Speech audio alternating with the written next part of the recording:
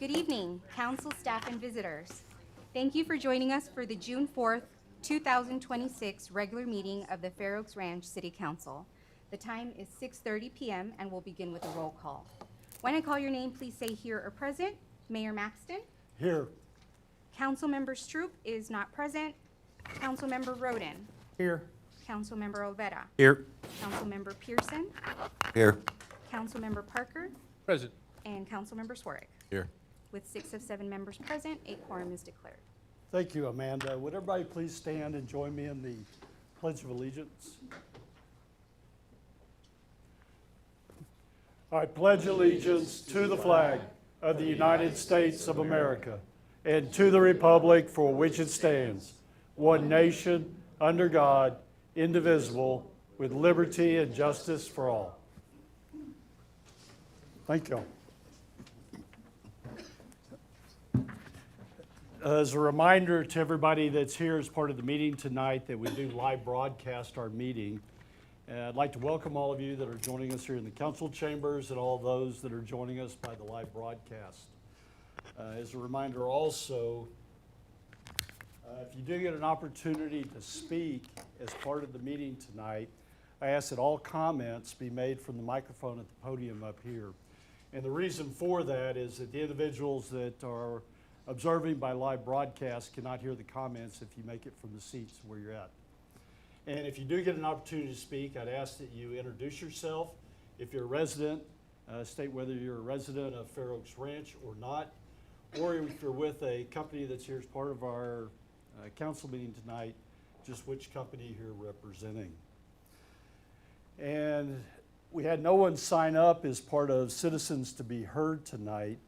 Is there anybody here that didn't get an opportunity to sign up that would like to speak? No hands going up. All right. We have 2 presentations tonight.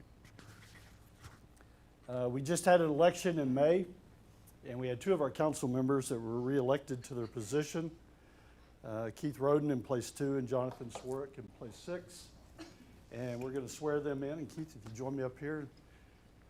I'm sure you'd like your better half to join also. You can join, sure. But both of these individuals bring unique experiences and qualities in their personal lives that they had before coming into council. And as a result of that, they've really contributed within their own rights to what we do as part of our council meetings, but honestly, contributions to what we have as the operations of part of our city. So I thank you both for what you've done over the past and welcome you back to City Council, and thank you for what you do every day.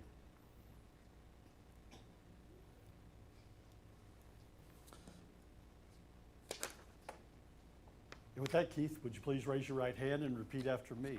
I, Keith Roden, I, Keith Roden, do solemnly swear do solemnly swear that I will faithfully execute that I will faithfully execute the duties of the office the duties of the office of Council Member Place 2 of Council Member Place 2 of the City of Fair Oaks Ranch, Texas, of the City of Fair Oaks Ranch, Texas, and will to the best of my ability and will to the best of my ability preserve, protect, and defend preserve, protect, and defend the Constitution of the United States the Constitution of the United States and of this state, and of this state. so help me God. So help me God. And congratulations.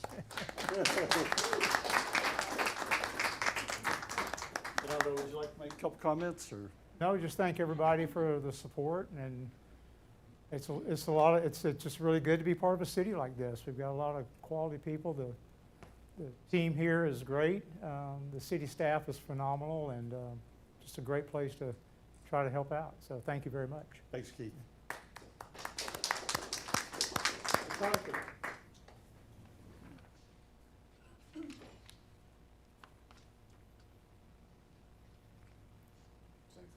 Same spot where the footprints are on the microphone. Well, you do. I know Jonathan's wife, Kristen, was trying to make it tonight to the meeting, but they have 2 small kids, and they were challenged by children's events going on in the evening, and she couldn't make it here tonight. But honestly, as council members, I mean, the family's a big part of what we do because of the what we bring home every day and the challenges that we face. But please pass on to Kristen our best as we swear you in. I will. All right. And raise your right hand and repeat after me.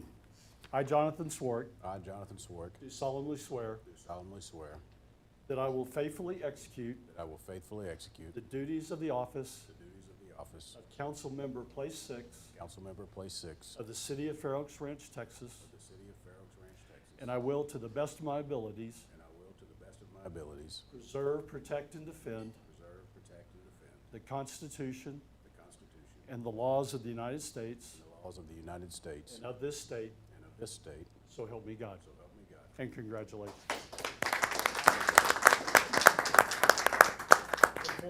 You'd like to say anything?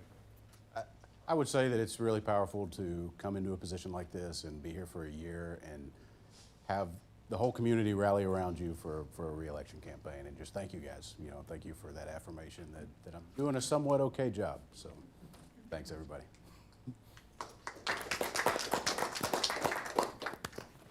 And with that, we'll move on to our consent agenda tonight. We have 6 items on the consent agenda. The first item is approval of the May 7th, 2026 regular city council meeting minutes. The second item, approval of the May 12th, 2026 special city council meeting minutes. Third item, approval of Councilmember Stroop's absence from the June 4th, 2026 regular city council meeting. The fourth item, approval of the first reading of an ordinance amending the Code of Ordinances, Chapter 12, Section 12.01.003, reducing the speed limit on FM 3351 within the city limits as established by the Texas Transportation Commission and providing for an effective date. And the fifth item, approval of the first reading of an ordinance amending the budget for the fiscal year beginning October 1st, 2025 and ending September 30th, 2026. And the last item, approval of a resolution adopting the fiscal year 2027 to 31 5-year financial plan. Is there any council member that would like to remove any of these items from consent to consideration? Mayor, I'd like to go over the 3351 issue just one more time for Okay. the benefit of everybody. So item 8 will be removed from consent to consideration. Any other items? Then with the 5 items remaining on the consent agenda, can I get a motion to approve? So move. Keith, and a second? From Scott. All in favor of approval of the consent agenda, please say aye. Aye. Aye. Any opposed? The 5 items on the consent agenda are approved.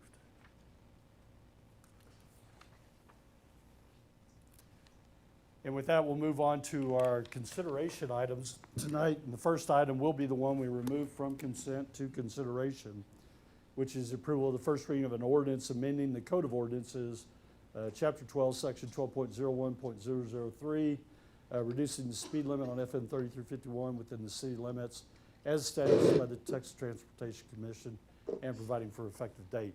And this item can be found on page 12 of the agenda packet. And Scott, I'll turn it over to you for any questions. I don't have real questions, but Kara, I'd like to just kind of go over this once more for the benefit of the citizens. We are going to be reducing the speed. Let me just turn that over to you. Well, so a little bit of background. We had a citizen submittal last year requesting a consideration of reducing the speed limit to 45 miles per hour. Upon talking to TxDOT, because it is their street, they were required to do the traffic study, which was presented to the city council. The traffic study warranted 50 miles per hour. They took their study to the Texas Transportation Commission, who in early this year approved the 50 miles per hour. And we are doing an ordinance so that we can enforce the 50 miles per hour. And our ordinance will only be through our city. And TxDOT is responsible for changing out the signs. I spoke with them today, and they are in the process of getting the signs ordered and putting them out in place. We are required by law to post the speed limit sign amendment in our local newspaper, like we do for all of our speed limit changes, stop signs. So once the publications are done after the second reading, then we can begin enforcing as long as the signs have been posted. That's all I was looking for. Perfect. And may want to just suggest at some point that we perhaps use our mobile signs to make the people know the speed limit change before we start stopping. Yeah, let me talk to TxDOT on that, because it's their right of way, make sure we have permission to do so, and they may also have some warning. So, like, they sometimes put flags on the signs, and they put, yeah, so let me talk to them and see if it's okay. I'm sure it will be. Change is hard. Yep, yep. Thank you. Thank you, Kim. Thanks, Scott. Thanks, Scott. Any other questions for Carol on this item? Any questions from anyone here tonight? And Carol, I understand, I mean, it's a TxDOT road. TxDOT made the determination that a lower speed limit on FM 3351 was warranted. And so they determined the 50 miles per hour. And the reason that we're doing an ordinance is so that we can enforce it. Correct. Okay. Then with that, can I get a motion to approve the first reading of an ordinance reducing the speed limit to 50 miles per hour on FM 3351 within the city limits as established by the Texas Transportation Commission? So moved. From Scott and Dale. And any further discussion from council? Mayor and Carol, I remember when you first thought of that, and that went through the system pretty fast, and of course, with you running it, I see why, but Well, thank thank you you. for doing that. Appreciate it. Any other comments from council? Motion on the table, all in favor, please say aye. Aye. Any opposed? Motion is approved. And with that, we'll move on to the first listed consideration item in our packet, which is item number 11, which is the consideration and possible action electing a council member to serve as mayor pro tem until the next regular city election in May 2027. And each year following the election, at the next council meeting, after the election is complete, we elect a mayor pro tem, which is really the assistant mayor or vice mayor for the council. And at this time, I'll take any nominations that anybody has for mayor pro tem. I'd like to nominate Keith Roden. Okay.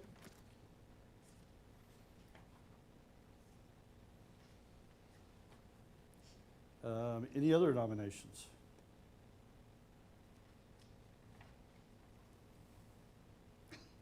Well, that makes it, then can I get a motion to elect Keith Roden as mayor pro tem? So moved. Second. And from Ruben. And any questions from anyone here tonight?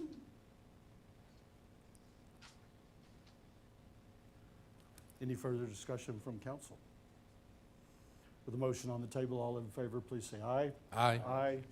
Any opposed? The motion is approved. And congratulations, Keith. I like the mayor of Vice better, but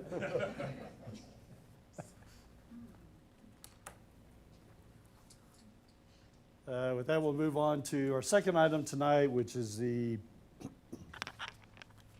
consideration and possible action approving the Post Oak subdivision, Phase 1 final plat, establishing a total of 65 lots from the applicant and property owner, FAR Project SPV LPC. Jessica, you're going to kick this one off for us? Yes, thank you, Mayor. Good evening, council members and attendees. My name is Jessica Relucio, City Planner for the City of Fair Oaks Ranch. This item is for City Council to consider and take possible action recommending approval of the Post Oak subdivision Phase 1 final plat. This item begins on page 56 of the agenda packet.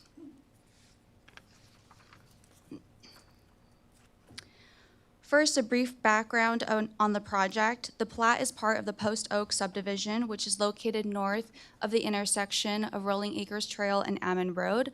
The total area of Post Oak is about 344 acres. The zone is neighborhood residential, which is a minimum of 1 acre single-family lots, and this plat is the first of 4 phases. Here is a brief timeline of the plat process thus far. Please note this slide has been added since the printing of the agenda, and it's to provide additional background. Starting with the preliminary plat, the Planning and Zoning Commission conditionally approved the plat and requested the developer save additional trees, of which 13 heritage trees and 12 protected trees were saved, though not required. After, City Council conditionally approved the plat and approved the amended plan for the additional trees. After the preliminary plat process is now the final plat. Planning and Zoning Commission recommended approval to City Council and requested the developer replace curve symbols with numbers, which has been done also, though not required. Now, City Council is going to consider and take possible action on the final plat, Phase 1. Next, here were the preliminary plat conditions for approval by council as mentioned, all of which have been met and satisfied in this final plat process.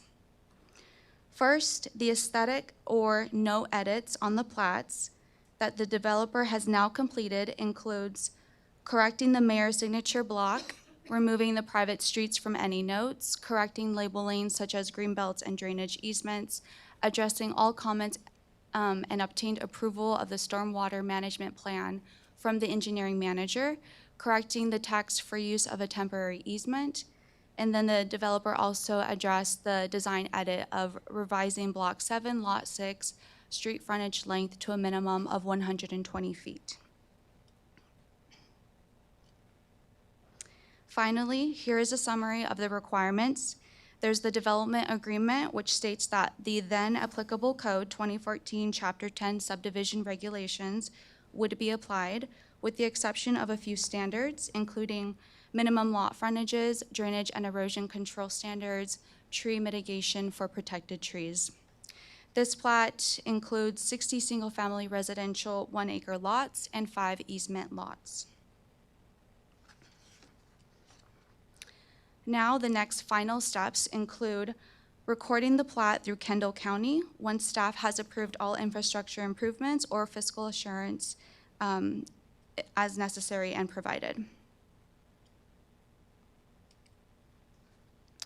Based on the findings presented and applicable review criteria, staff recommends approval of the final plat for Post Oak subdivision, Phase 1. The developer and staff are available for any questions. Thank you. Any questions from council?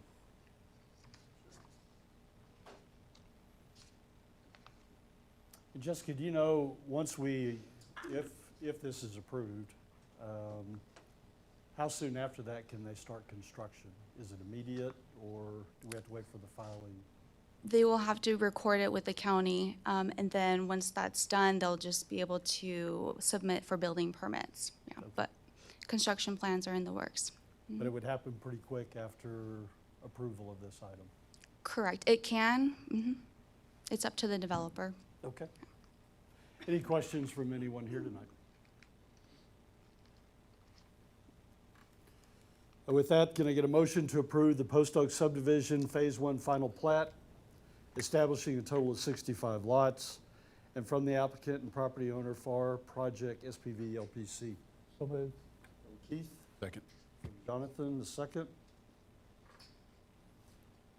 And any further discussion from council? Motion on the table, all in favor, please say aye. Aye. Any opposed? The motion is approved. Thank you, Jessica. Thank you.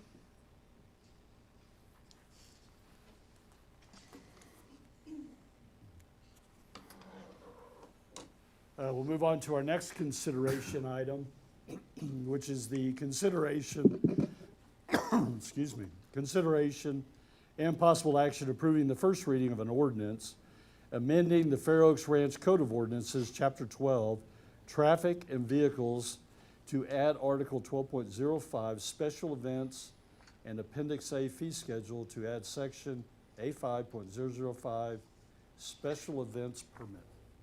And Jim, you gonna Yes, sir. read this one in for us? Yes, sir. So good evening, Mayor, Council, members of the public. Jim Williams, Assistant City Manager.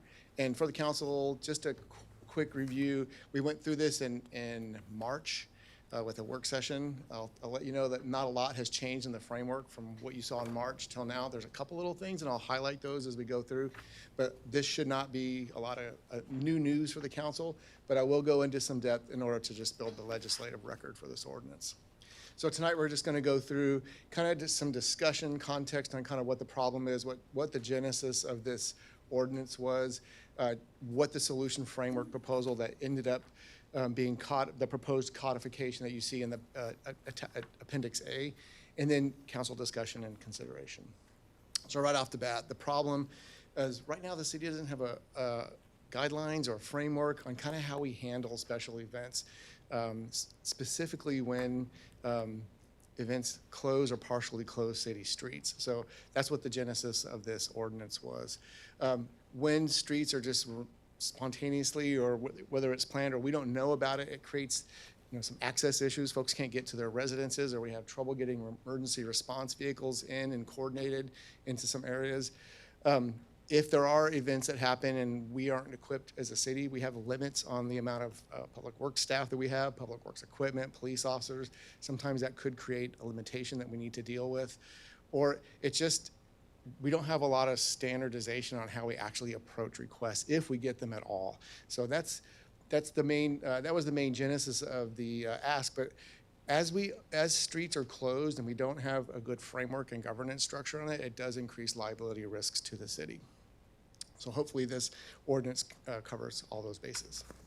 So at the end of the day, what we're really trying to do is find a really good balance. So Fair Oaks is a great place to live and work and play, but we also want to ensure that folks are safe, and that we coordinate these events appropriately. So we're trying to find a good balance in this ordinance that recognizes those community values, but we also manage our risk also at the same time.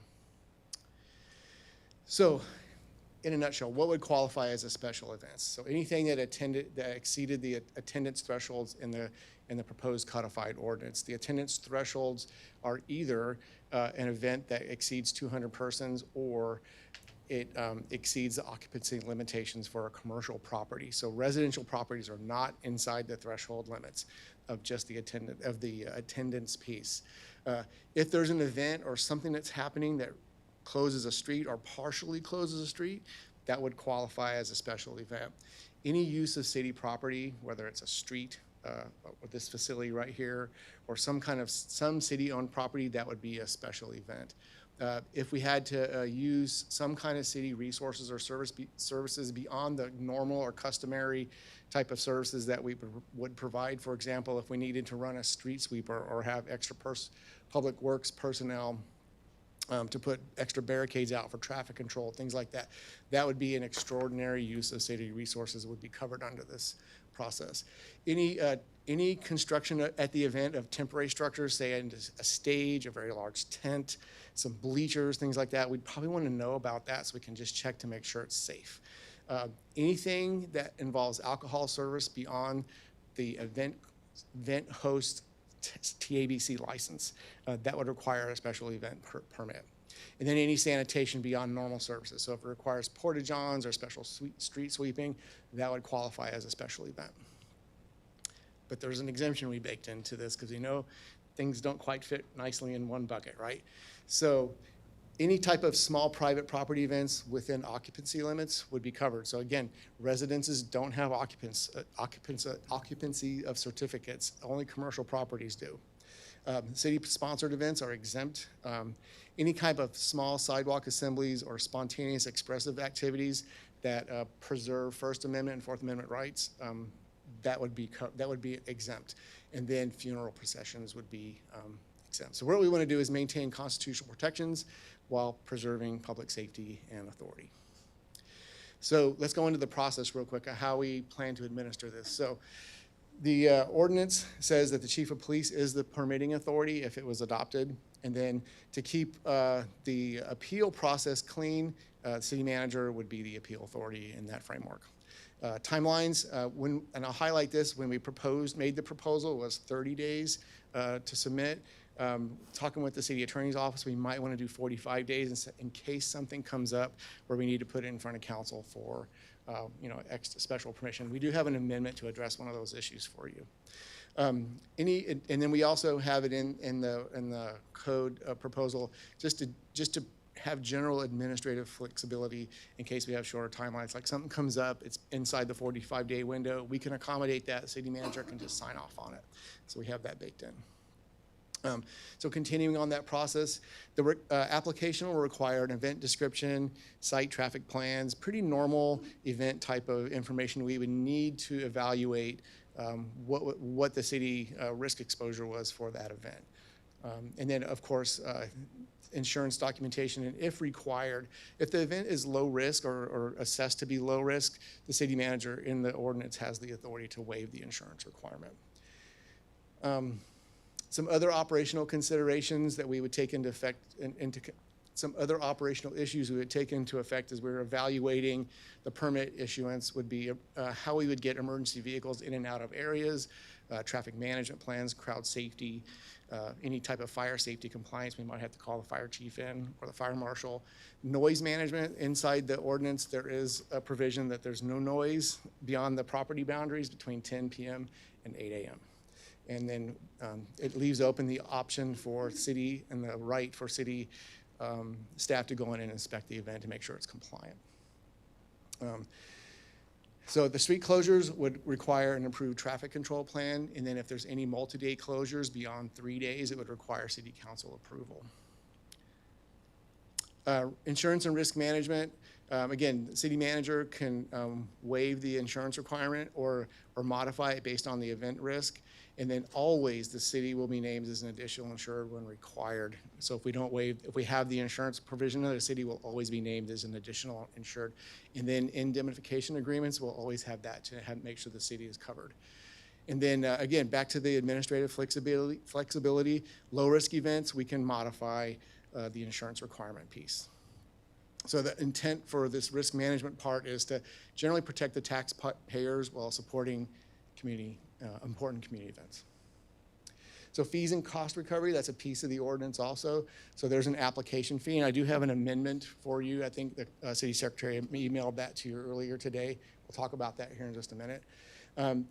So that's the first fee, is the application fee, and then the second set of fees are just cost recoveries for city services beyond normal things that we provide. Say we need police for traffic control or just maintaining good order at a party or something, or we need to put out barricades or street sweeping services for public works. We would be able to recover those costs, and that's basically so that we don't subsidize private events through the general fund.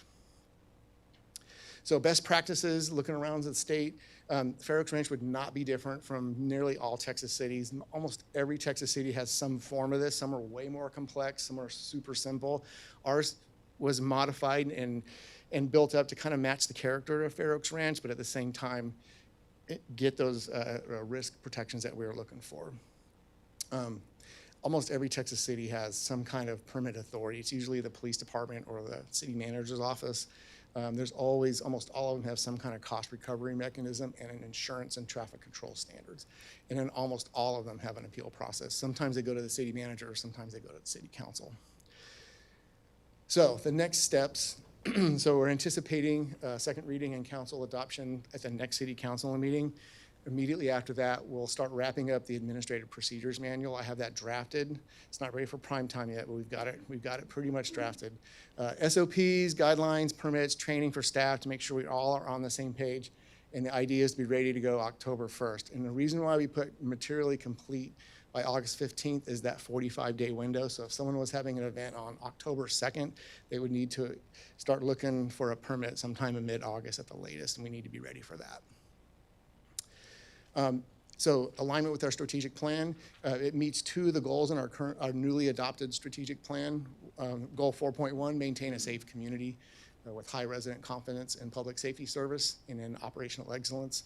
strengthen organizational risk awareness and mitigation. Proposed motion for council, for your pleasure if you would like to do that. And then I'm happy to take questions. But I do want to circle back on this proposed amendment. And as one of our practices on staff as we practice presenting and just checking all our bases. And one of the issues that we flagged earlier this week was, what if a nonprofit wants to get a waiver on the permit fee? We should probably think about that. So that's what that is right here. It's adding to the section 12.005, basically a procedure where the city manager could waive the permit fee for certain nonprofits or registered tax exempt organizations, or if the event served a legitimate public purpose for the community. And now I can take questions. Yes, sir. Just real quick, Jim. In March, we talked about events that might happen on BISD property that affect this area. Or I didn't see that in the. So BISD, they would be subject to this ordinance.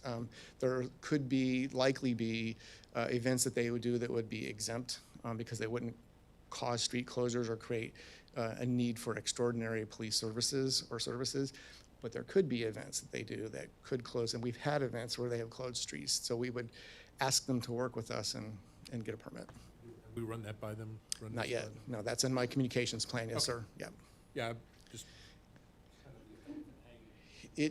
That is, yes, that's, we'll have to do some outreach with the school district. Yeah, we know that. Yep. Jim, I mean, I think the main, obviously, the street closures a prime component of that, but like on the occupancy threshold, I mean, the country club wouldn't need to get these kind of permits, would they? Because, I mean, they're gonna have, hundreds of people probably that exceed their building occupancy, but on their grounds, they're not gonna need to get a special permit, are they? More than likely not. I'll talk to the country club leadership, make sure they're aware of this. But more than likely, if the fire marshal's good with their occupancy, we'll be good with it. It really comes down to, are they creating a parking problem out on the street or creating street closure issue? Since I've been here, I haven't seen that. I've seen, I think the mayor's a golfer, and he has, brought to my attention a number of golf tournaments they've hosted. And, as long as everybody's parking and we're not closing down lanes, even if it's all the way down Fair Oaks Parkway, it shouldn't be a problem. So I'm looking at the chief to make sure we're good. Yeah, we're good. So, yeah. Okay. Yeah. So, so the key is, are you blocking the street or partially blocking the Okay, street? I just didn't want to trip up and just had that, oh, you exceed the threshold, and Yeah. we hadn't fixed that, okay. Yes, sir. That's what the exemptions Yep. piece is for. So kind of what we talked about is the routine or normal operations that the country club conducts at this time would not require any type, what we've seen in the past. Historically, Right. no. More than likely, no. Good. I'll qualify that a little bit. So. And for the school district, nothing would qualify unless they had to close streets. Yes, unless they had an event or something that closed the street down, and that has happened. So, Like a fun run or something like that? yes, yeah. and it's all in good fun, but we got to do it the right way. Anybody else? Okay. Any questions from anyone here tonight? Then from council, can I get a motion to approve the first reading of an ordinance amending the Fair Oaks Ranch Code of Ordinances, Chapter 12, Traffic and Vehicles, to add Article 12.05, Special Events, and Appendix A, Fee Schedule, to add Section A5.005, Special Events Permit. Jonathan, in a second. Second. Ruben. Any further discussion from council? Quick question, Mayor. Did you include the amendment in that motion? About that. I did not. Mayor, sorry to interrupt. There was two amendments. I should explain the second one. So the second amendment, when we were reviewing the packet, we noticed that reference to 12.05.007 was missing in the packet that got published, the packet that the council got had it in there, but the packet that got published did not. So we need to amend that. Sorry, apologies.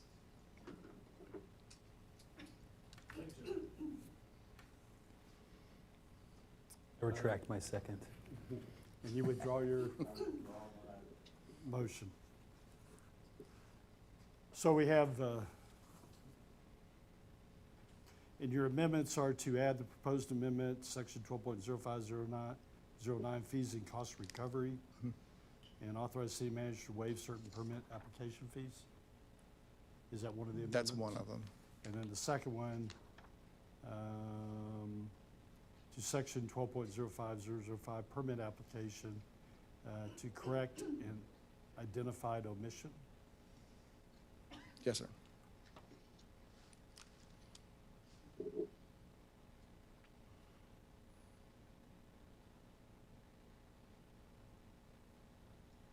What's the identified omission? Are we adding? You So wanna I, say- I actually can explain this. So on Friday, when we were publishing the packet, the agenda management software that we were using had an outage. And so they had to manually prepare a packet for us so that we could publish. Okay. We had fixed in our packet for it to read, and I'm looking for the section. Can you remind me where it was, Jim? It's 09. Keep 09. going. No, wait a Or minute. maybe it was up, I think. Sorry. But it just has a 05. blank in the packet. And the one that we published, because it's the one that they prepared, didn't have that section, and we couldn't update it, and we only noticed it after it was published. Was the motion that Jim Williams had on the brief, is that inclusive of everything you need?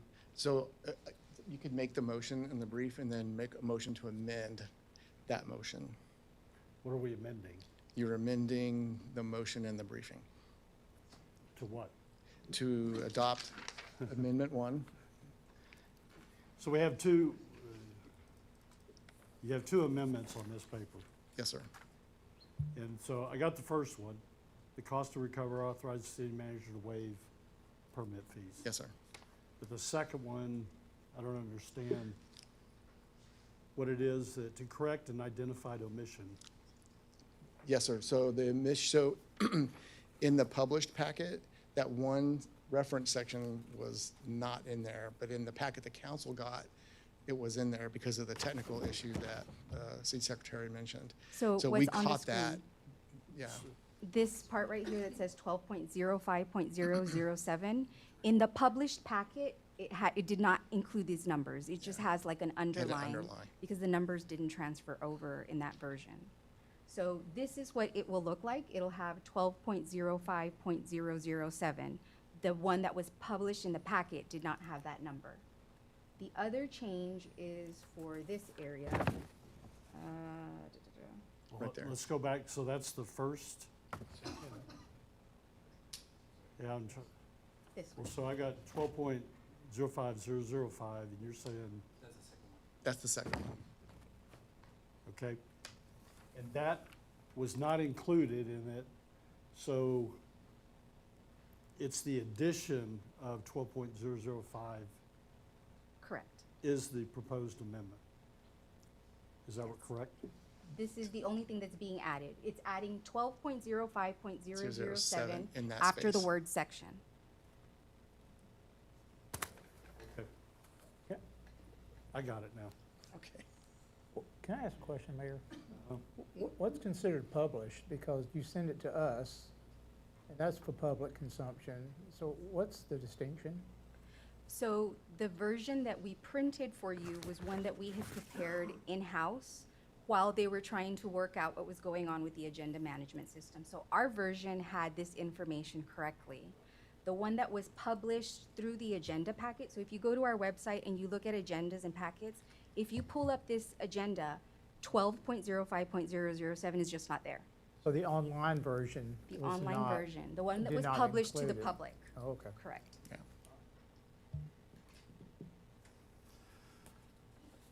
All right. I think I've got it. Okay.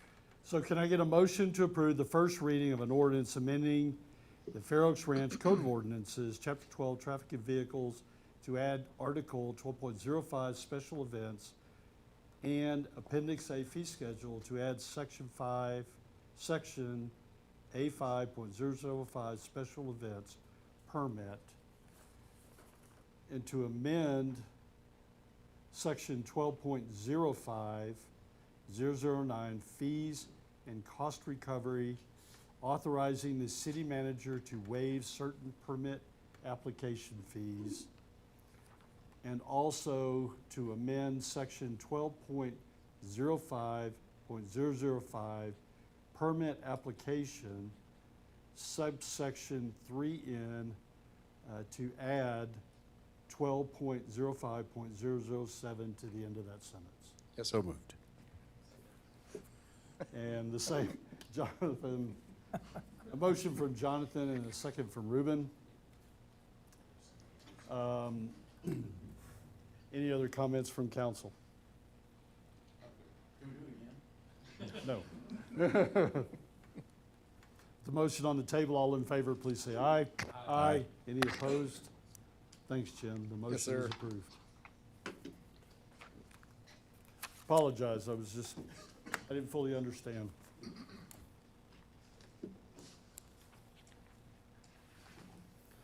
And the last consideration item that we have on the agenda tonight is the consideration and possible action approving a resolution authorizing and approving publication of notices of intention to issue certificates of obligation and complying with the requirements contained in the Securities and Exchange Commission Rule 15C2-12 and providing an effective date. And Summer, you're going to kick this one off? Yes, good evening, Mayor and Council. Summer Fleming, Director of Finance. So this is a resolution for consideration authorizing publication of a notice of intention to issue certificates of obligation for water and wastewater capital improvement projects. Also with us tonight is Andrew Friedman and Jack McLiney with Samco Capital, the city's financial advisor.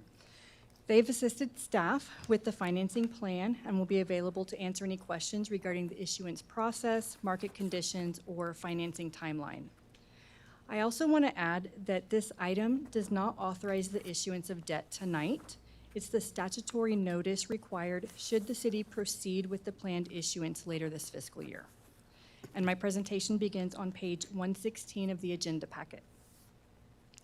So starting with some background information, City Council previously approved the water, wastewater, and reuse capital improvement plan in October 2021. Following that, the Bond Advisory Committee reviewed the proposed utility projects and recommended multiple projects for debt funding. During the fiscal year 24-25 budget process, Council approved the use of certificates of obligation as the funding source for these utility projects. And since that time, updated project costs, construction timing have increased the financing plan from 3 planned issuances to 4 issuances. So the city completed the first issuance in September 2024 for approximately $3.7 million, and the second issuance in September 2025 for approximately $7.8 million. Now, those issuances were structured to bring the utility debt service fee up to its estimated long-term maximum earlier in the program. That was to help stabilize the fee for utility customers and minimize large fluctuations with future issuances. The proposed issuance would represent the third planned issuance and provide approximately $7 million to continue funding utility projects that are currently underway as they move through design and construction. Since the original Bond Advisory Committee review, several changes have affected the utility capital program and financing needs. Additional projects have been added, including the city's contribution with Bernie towards the GBRA waterline and the Dietz Elkhorn waterline project. Also, 2 major utility projects have experienced cost increases. Those include the elevated storage tank and the wastewater treatment plant expansion project. So as a result of these additions, cost increases, and updated construction schedules, staff recommends spreading the remaining financing across 4 issuances instead of the originally planned 3. This is intended to align the debt issuance timing with when project expenditures are expected to occur, And the approach reduces the amount of bond proceeds sitting unspent for extended periods and supports compliance with federal tax requirements applicable to our tax-exempt debt. So the next two slides provide a summary of the water and wastewater projects included in the current financing plan. For the water utility, the largest projects include the elevated storage tank, Plant Number 5 expansion, the GBRA waterline project, and the Dietz Elkhorn waterline project. And nearly all of the water projects are already moving forward, either in planning, design, or construction. The only project that has not yet entered a development phase is the Plant Number 4 ground storage tank. And for wastewater projects, the primary project continues to be the wastewater treatment plant expansion. Now, all projects in the utility CIP are intended to support long-term system reliability, capacity, and regulatory compliance. So one of the key considerations in evaluating the financing plan is the impact on the utility debt service fees. Because those fees directly affect utility customers, staff believes it's important to be transparent about the projected impacts and the assumptions used to develop these estimates. The projections are based on preliminary debt service schedules prepared by Samco Capital. Since the first two issuances already have established debt schedules, the projections for the third and fourth issuance are based on assumptions that may change. The current projections assume an interest rate of 4% for this debt issuance, 4.5% for the final planned issuance, and annual growth in utility connections of approximately 1.5% to 2%. So on the water side, the debt service fee is currently projected to increase from $23.89 in the current fiscal year to approximately $29.69 in fiscal year 26-27. Compared to earlier projections, that increase is largely attributable to the addition of projects and the cost increase for the elevated storage tank. For the wastewater, the projected debt service fee is estimated to increase from $16.91 to approximately $17.85 next fiscal year. Now, these debt service fees have an ordinance that requires them to be recalculated annually during the budget process. And that's based on the actual debt service requirement for each fiscal year and utility connections at a specific point in time. So as a result, these projections should be viewed as a planning tool rather than a fixed rate schedule. The annual review process provides council and the public with the updated information as project costs change, interest rates, debt issuances, and as the development activity becomes known each year. I also want to add that these projections do not reflect the potential benefit of future impact fee revenues. So as development occurs, those eligible impact fee revenues may be used to offset qualifying debt, which could reduce future debt service fees below the amounts that are shown here. But to summarize, the proposed issuance amount is $7 million. Approval of this resolution authorizes publication of the required notice of intention to issue the COs. It does not obligate the city to issue the debt. The notice requirement is intended to provide transparency to residents regarding the city's potential financing plans. If council ultimately proceeds with the financing, the issuance process will continue in July with a rating conference call with Standard & Poor and publication of a notice of sale. Staff and Samco Capital currently anticipate receiving bids on August 20th, with closing and funding of these certificates expected in September. This issuance would coincide with the city's planned general obligation bond issuance for voter-approved roadway projects, and that would allow staff to coordinate the financing activities and streamline the issuance process. And then we do have one final planned utility issuance anticipated next summer to complete the utility projects in this CIP. But that concludes my presentation, and we would be happy to answer any questions you may have. Questions? Keith? Summer, just one question. How much additional debt are we taking on from what we originally planned with this? Close to $4 million. $4 million. In total, that includes increased costs for the elevated storage tank, the increased cost for the wastewater treatment plant, and the addition of the 2 projects.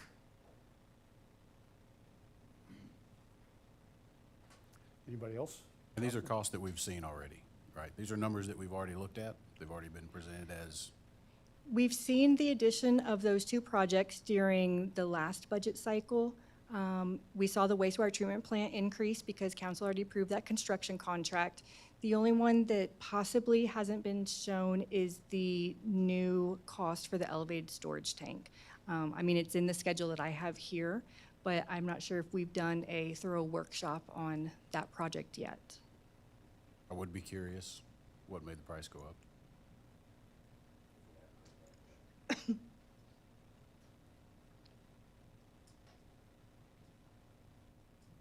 don't know where I that don't know leads that we me. have that Cost answer tonight. escalation is the short answer. The last opinion probable cost, I believe, was in 2023. So as they've begun formal design of that project, they've updated the probable cost. Obviously, that's still in design, so that number could still change one way or the other, but that's the current figure we have. So it wasn't a design change, it was Correct. 3 years.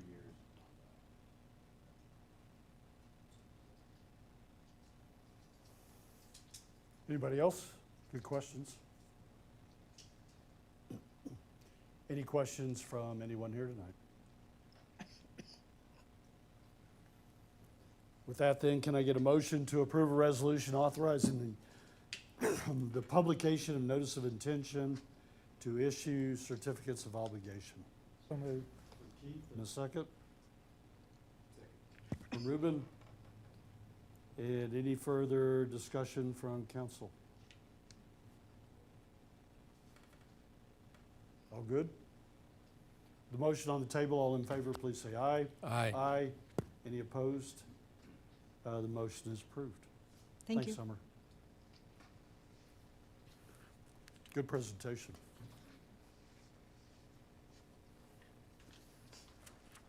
And that completes the consideration items that we had on the agenda for tonight. We'll move on to our 2 workshop items.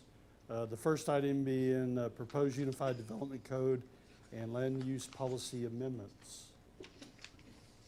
And Jessica, you're going to walk us through these proposals? Yes, Mayor Maxton. Good evening again, council members, Mayor Maxton, and attendees. My name is Jessica Relucio, City Planner, and part of the presentation will be led by Amanda Valdez, Deputy City Secretary.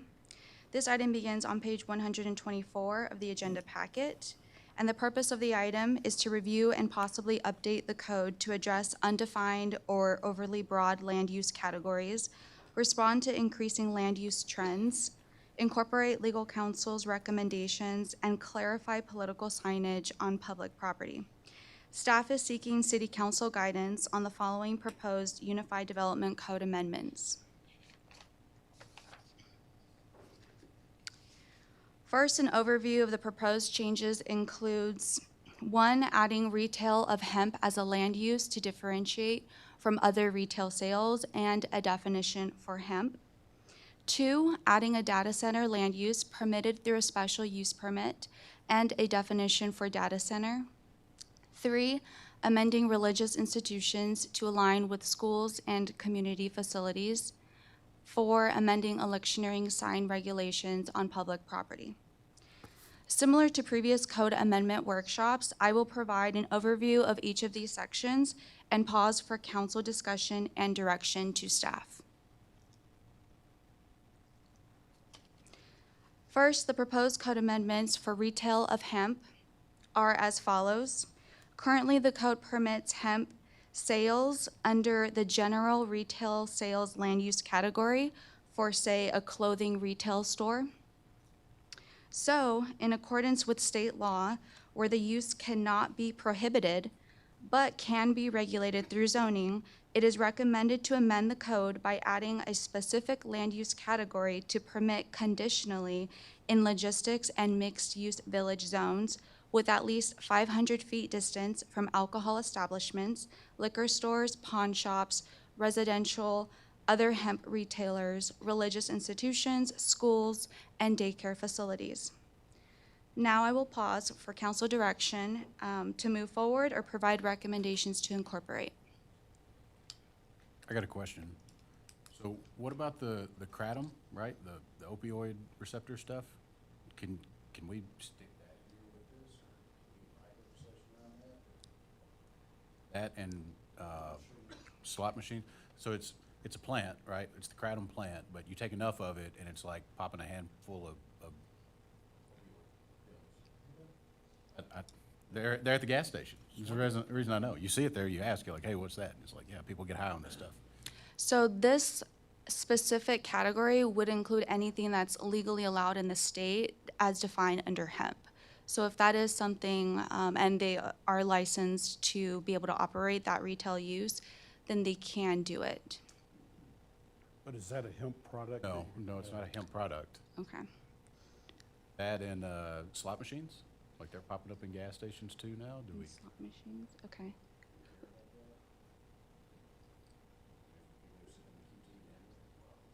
Just what, one gas station in the city limits?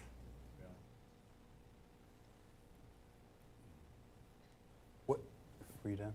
I tell you what, so to me, it's not covered under what we're talking about right now. Yeah, I just figured it'd be a good time to ask. Just curious. So let's get through the ones and hold on to the slot machines, and we can address that at the end. Is it something? I have a more fundamental question. I understand like you wouldn't want one 500 feet from another, because I know like in Bernie there might be 3 on Main Street or whatever. But personally, it's ironic that we want to limit or prohibit the sale of hemp, but then like you can't be near alcohol. So we're okay with alcohol, we're okay with tobacco, but not this. It's legal and regulated by the state. Alcohol also has a minimum foot distance as well. Would this match? It is similar. I believe alcohol is 500 or 300 feet. Okay. I mean, I would say match what we do for alcohol is tobacco doesn't, does it? Tobacco is not included with the alcohol and hemp. Okay. Yeah. Okay, but to look into aligning this distance with alcohol, what we have currently, That's my opinion. is that what everyone else would like to do? I think it's 300 because I looked at that recently, but on alcohol, I mean, And when we're talking that, is that the distance from alcohol to alcohol stores? And so, Correct. And also other like pawn shops or residential uses, schools, daycares. Yeah. yeah, that's what I was trying to differentiate from. So I'm okay with the 500 feet between religious institutions, schools, and daycare facilities. Is there like a state standard or mandate, or is every jurisdiction and municipality make up their own? Correct. Yeah. Hmm.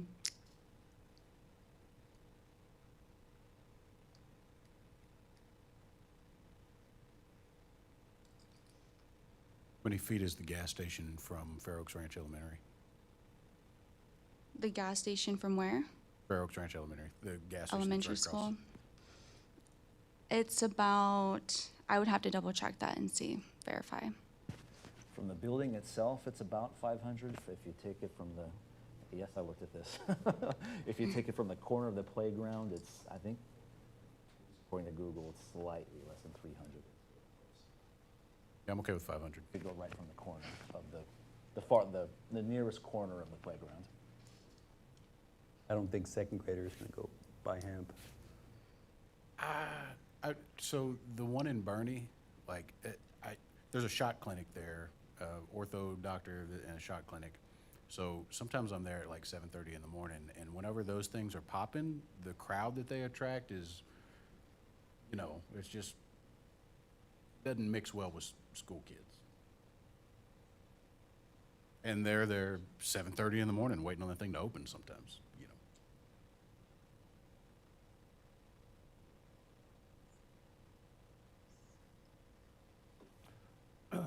Right now, I'm okay with restriction to logistics and mixed-use village.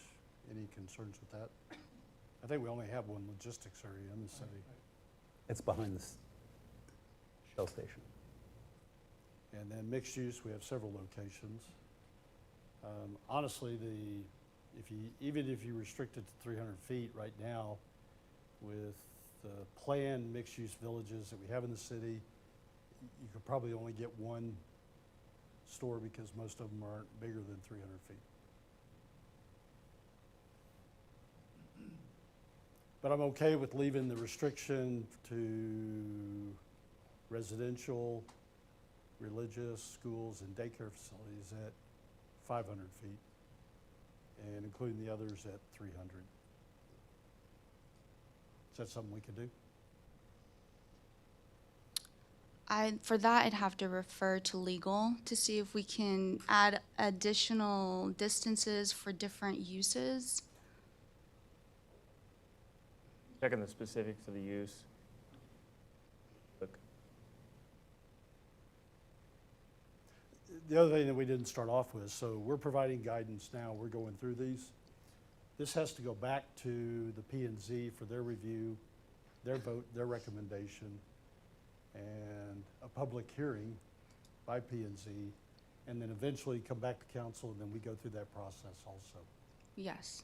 So really, we're help forming what would be taken to P and Z. That's correct. And then anything that we do here, if there's a business, existing business in the city, this doesn't apply to them, right? Like they're grandfathered. They would be legal non-conforming if they don't meet the conditions that we end up putting into effect. So would they be put out of business? No, they would just generally just be limited to additions to a certain extent or intensifying the land use itself, but they can still operate. Anything else on this, on hemp?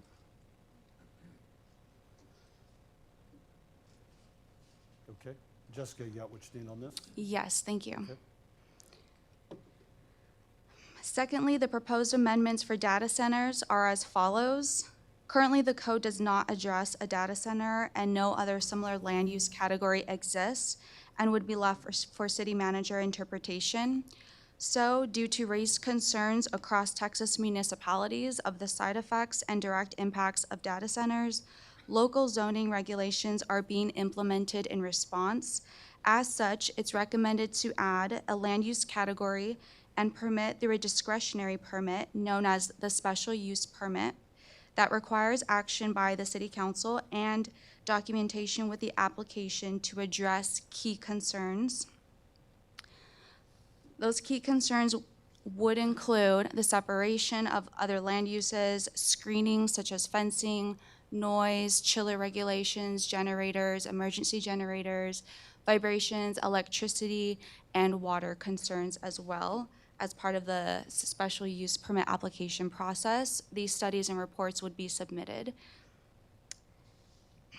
Now I will pause for council to provide feedback for this workshop item.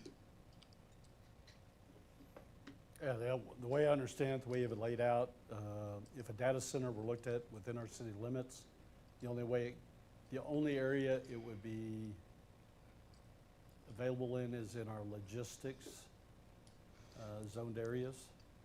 Yes, and it is being proposed as special use permit in the logistics zone. And so then, once that was identified, then they would have to get a special use permit, which I assume would have to go through P and Z and then come to council for approval. Yes, there's a public hearing process for P&Z and council. Okay. I'm okay with all that. They use a lot of water, right?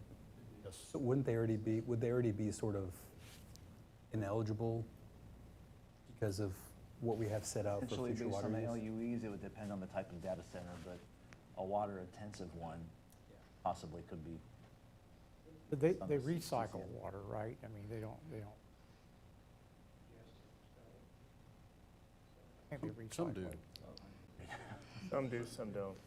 Yeah, some just evaporated off, and that is the cooling. I read that, I guess there's companies that are incentivizing, is it homeowners to put mini data centers in their home? Would that apply? Yeah, any data center, so there's a definition for data center, and it's gonna include every which kind. What is the definition of data center? We should ask that. If you know it. Well, it says add a, Yes. not add the.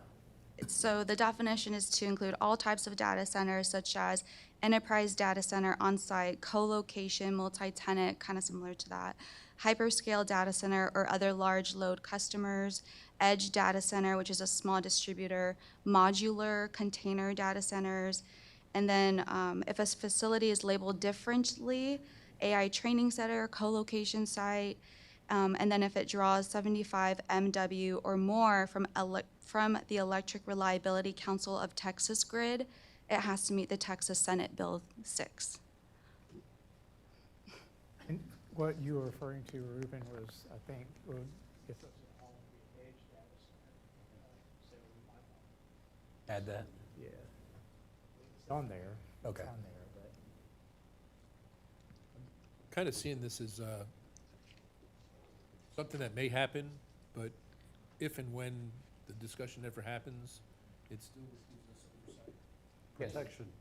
So it's kind of, let's press on, but, if it ever happens, you have to come through P and Z and us. So I think that it's a good prophylactic measure.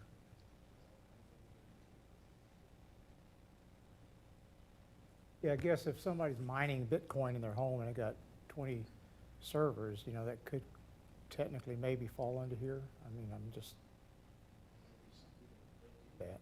So ERCOT and PUC are actually voting on rules right now for crypto mining as well. Those are Okay. considered data centers too. We could refer to that, right? Whatever they vote on, the city will kind of have to follow that lead. Okay. That, and those, I think, I'm looking at right now, they just approved, ERCOT just approved process to streamline approvals for a lot of the data centers, but it's going for the PUC. I think June 17th is what it said. That should be coming out later this month. That would get really sketchy because there are definitely Bitcoin miners.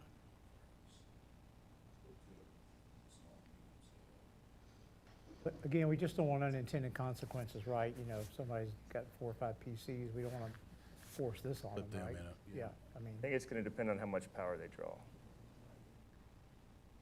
they're pulling 75 megawatts, or, then yeah, for sure. Okay, so we can look into that, or we can wait until the legislation is done. What would you recommend?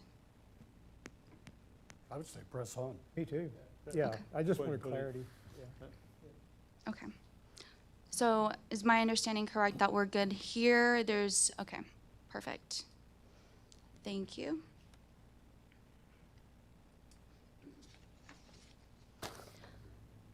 Thirdly, the proposed amendments for religious institutions includes addressing the code permitting religious institutions in all zones. So in discussion with legal, it's recommended to amend the permitted zones of the religious institution land use category to be permitted in the community facilities and logistics zone to align with existing church locations, schools, and community facilities. All existing churches are located within the community facility zone, so no impacts would change. And now I will pause for feedback. What brought this up? I mean, it's it's a review of the EDC, and we identified this, that Correct. It was just identified that it was changed to be permitted, and then now we're realizing that we would just like to have it in the community facilities and logistics as opposed to in all zones, especially because there's certain development standards required for it, parking, adjacency standards. I've asked this before, but just to double check, there's no existing organizations that, whether in their current form or in their proposed form in the next year or two. Correct. Yeah, they'd be permitted as is, no other conditions. So I got a question. I know there are some people that have a house church, so they'll have a regular meeting on a regular basis in their home, and they may have, I don't know, 10 people, 15 people. Does that fall into here? No, that does not, because the primary use, the land use there on the property, if it's zoned residential, it should be residential, and if they just have a gathering in their house, then that is outside of the scope of a religious institution. Are the schools are within community facilities? Yes. I know sometimes churches will rent out school space, cafeterias or whatever, and they'll meet there, so that wouldn't be impacted either. Right, no.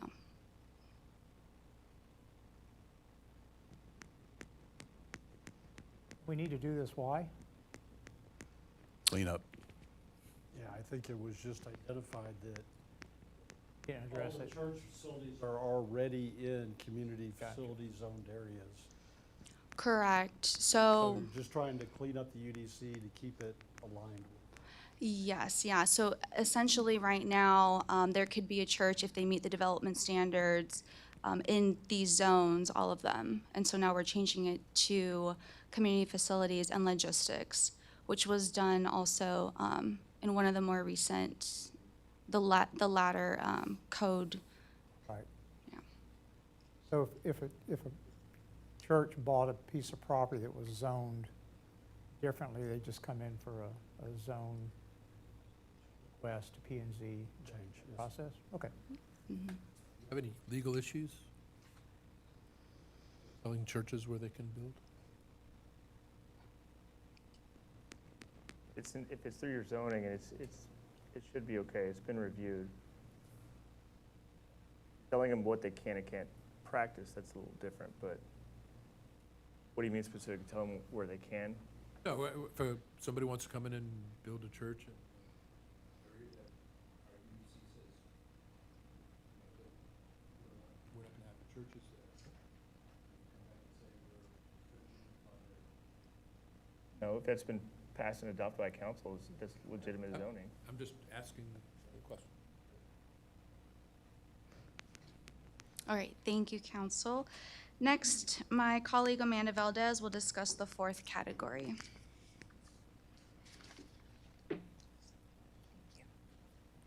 Good evening again, Mayor, Council, and guests. Amanda Valdez, Deputy City Secretary. And I am going to speak on the proposed amendments related to political signs, and this is on page 136 of your packet, if you'd like to follow along. The proposed amendments before you today are intended to clarify the city's regulations regarding political signs on public property to assist with consistent enforcement. I want to also stress before we even get started that as we consider these amendments, we need to keep in mind that they would apply very specifically to public property being utilized as a poll location during the voting period. As we were talking about it, we started sort of, going off, and then we had to sort of rein ourselves in. So just keep in mind, the city's authority to regulate the election or activities on city's property is recognized by the Texas Election Code, and it allows the city to establish reasonable time, place, and manner regulations for areas outside of the state's 100-foot electioneering-free zone. So for clarity, there's a lot of changes that go into the actual draft that you've seen it, but it's three major amendments that I want to go over. The first amendment addresses election measures. The current code specifically references candidates, but it does not address ballot measures such as bond elections, charter amendments, propositions, or other questions submitted to voters. This creates consistency within the code and ensures that both candidate elections and proposition elections are addressed under the same regulatory framework. Essentially, we're going to change the language to say candidate, from candidate to candidate or measure. This amendment also clarifies when signs may be placed on public property. The proposed amendment establishes a clear and objective date by allowing signs to be placed beginning the day before the voting period starts. This provides election participants with certainty regarding when signs may be installed and creates a straightforward standard for staff to administer and enforce. The second amendment modifies the sign removal requirement. Currently, signs may remain on public property for up to 3 business days following an election. The proposed amendment shortens that time frame and requires removal the day after the voting period ends. This amendment expedites the removal of election materials and simplifies enforcement. The city will still hold signs for 7 days after the conclusion of voting, allowing candidates to retrieve their electioneering materials. The third major amendment that we are proposing provides additional definitions within the code. Staff have identified that canopies or tents used for electioneering activities were not clearly addressed under the existing regulations. This amendment clarifies that one canopy or tent not exceeding 10 feet by 10 feet per candidate or measure with electioneering materials printed on them will count towards the 3-sign limit. It further clarifies that only one tent or canopy is allowed per candidate or measure, and that's regardless of whether it has printed materials on it or not. Placement and availability is going to be on a first-come, first-served basis and dependent on available space. And it also says that canopies or tents would be set up and taken down daily. Staff believe these revisions will create a clearer and more administratively effective UDC section while clarifying the city's existing approach to political signs on public property during the voting period. And I'm happy to answer any questions on this slide that you may have. Is the intent to make sure that no tents are bigger than 10 by 10? We looked at a standard. Yeah, the standard was 10 by 12, maybe 12 by 12, but those were harder to come by, so we just tried to make it the standard 10 by 10. Kind of says that no tent containing a political message shall exceed 10 by 10. Well, it would be any canopy or tent. And Doesn't if it say that. doesn't clarify that there, then we can make that change to reflect that. And also, so you can put a banner, you can put 3 banners on city campus, right? That'd be 36 square feet. Thing that kind of makes it difficult is it says 10-inch stakes. The stakes could go no further than 10 inches in the ground, but then when it talks about the banner, it calls them poles. So I would just say some consistency to call them stakes instead of poles, Okay, about the absolutely. 36 square feet. We can go through that for consistency. Any other questions on anything having to do with the political science section? So we do have a size limitation on the signs? We do.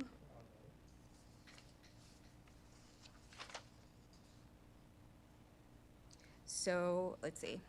Sorry, it's really small here. A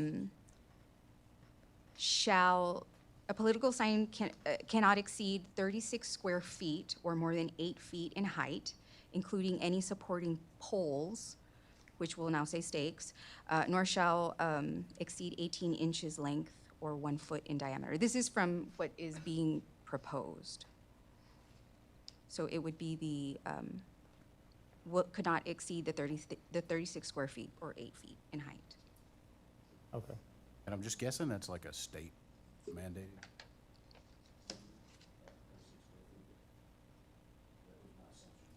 I So can look into large. that, because there are some sign regulations through TxDOT, but it's not so much for here. Are we wanting to maybe change the size of the sign? Because we can look into that as well. I mean, One minute. if you got 2 or let's say three spots open, right, and you got 2 people running, you have 12 banners. I mean, and all it would take is the first person to put up a banner, right, and then everybody else is going to put up a banner, and then people are going to put up 2 banners. I mean, I only know this because I just went through this, right? So It's also important to remember too that we maintain a map for, it's not something that we publish because it changes sometimes depending on the election. And so we limit where banners and signs can be. They can't just put it anywhere on the campus. We have designated areas where you can put signs. So in essence, yes, someone could come and put large signs. You could only do 3 per candidate or measure, and it has to fit in the designated area. If we have 7 candidates and we only have room for 6, then that's the designated area. It's, with canopies or tents, it's on a day-by-day basis, first come, first serve. The signs is a little different, but I think that would help the restriction in that it's very limited in where those signs can be placed. We do limit that. Well, I think 36 square feet, is that what it was? That's a 4-foot by 9-foot sign. That's a pretty big sign when we're talking about the polling area just here around City Hall. I mean, my recommendation is that we go a little smaller. Just make it the typical yard sign. Make it a little bit bigger than that so that it catches something that you might want to put on. Right? Just for clarification, the 36 feet was existing language. We didn't actually change that part of this. We can go smaller, but that is not a recent proposal. That was allowed previously. That's not like a state, there's not like a state. I don't believe so. The Texas Election Code does not call out sizing. I think it limits you, but the city can limit you more, which is really what we're doing here. So if we want to, we can absolutely make that smaller. We can be more limiting, for sure. If that's something that you all wanted to do you all have a suggestion? Do you all want us to look into some just smaller sizes? I like the mayor's idea of making it smaller. I would say, I mean, you're gonna have to take this to P and Z. I'd recommend that as part of providing this to P and Z, that a recommendation be made for smaller signs as part of the UDC, and let them do the research and the determination. They'll make a recommendation to us. Do we have a different category? I hear banners and signs. Are those 2 different? I don't think so. I think they're all signs. They're the same? Okay. I wasn't sure if we were adding banners to, Well, they technically are in here now. What we're calling banners are covered under the 36 square foot or less. Under political signs, correct. okay.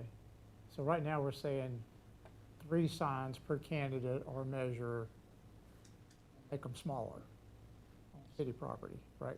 On city property during, yes, Right. correct. And then at the tent, what can go on the tent? No signs? The tent is, so it's important to remember that the UDC regulates, Yeah. it's the Yeah. development code. Whatever happens within, on the premises and is under electioneering, this does not cover that. So if someone wanted to hold signs, if you have a table under the tent, if you wanted to have a sign on that, that cannot go towards your sign limit because it's not staked in the ground. Gotcha. It's not stuck in the ground. It's not staked in the ground, so it doesn't count towards your limit. But if they put signs on the tent, that still only counts as 1 sign. Yes. If they put it on the outside. Yes. If the tent has printed material on it, Right, printed electioneering material, yes. okay. I know we're talking about public, but is there a limitation of how many political signs per candidate on private property, or no? No.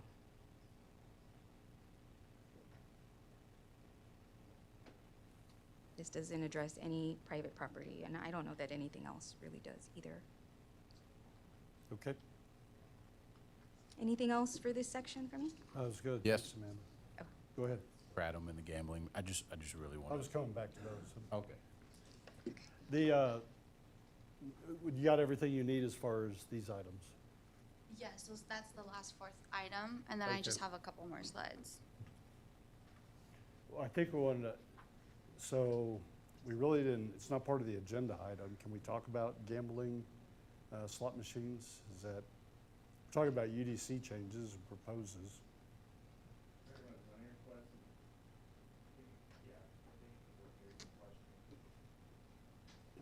And I don't know that staff is prepared to provide Doubt it very detailed seriously. information on this, but I guess as part of this, I mean, do we want to take a look at this? I think there's 2 locations in the city that I'm aware of that have slot machines in it right now. Really? What do you win?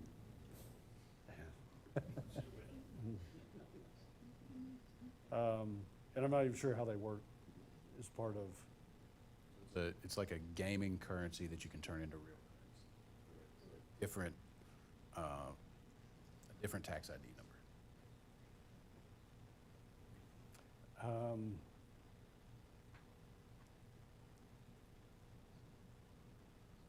I don't know, moving forward, since we really don't have a lot of information on it, number one, is this something that council would like staff to take a look at?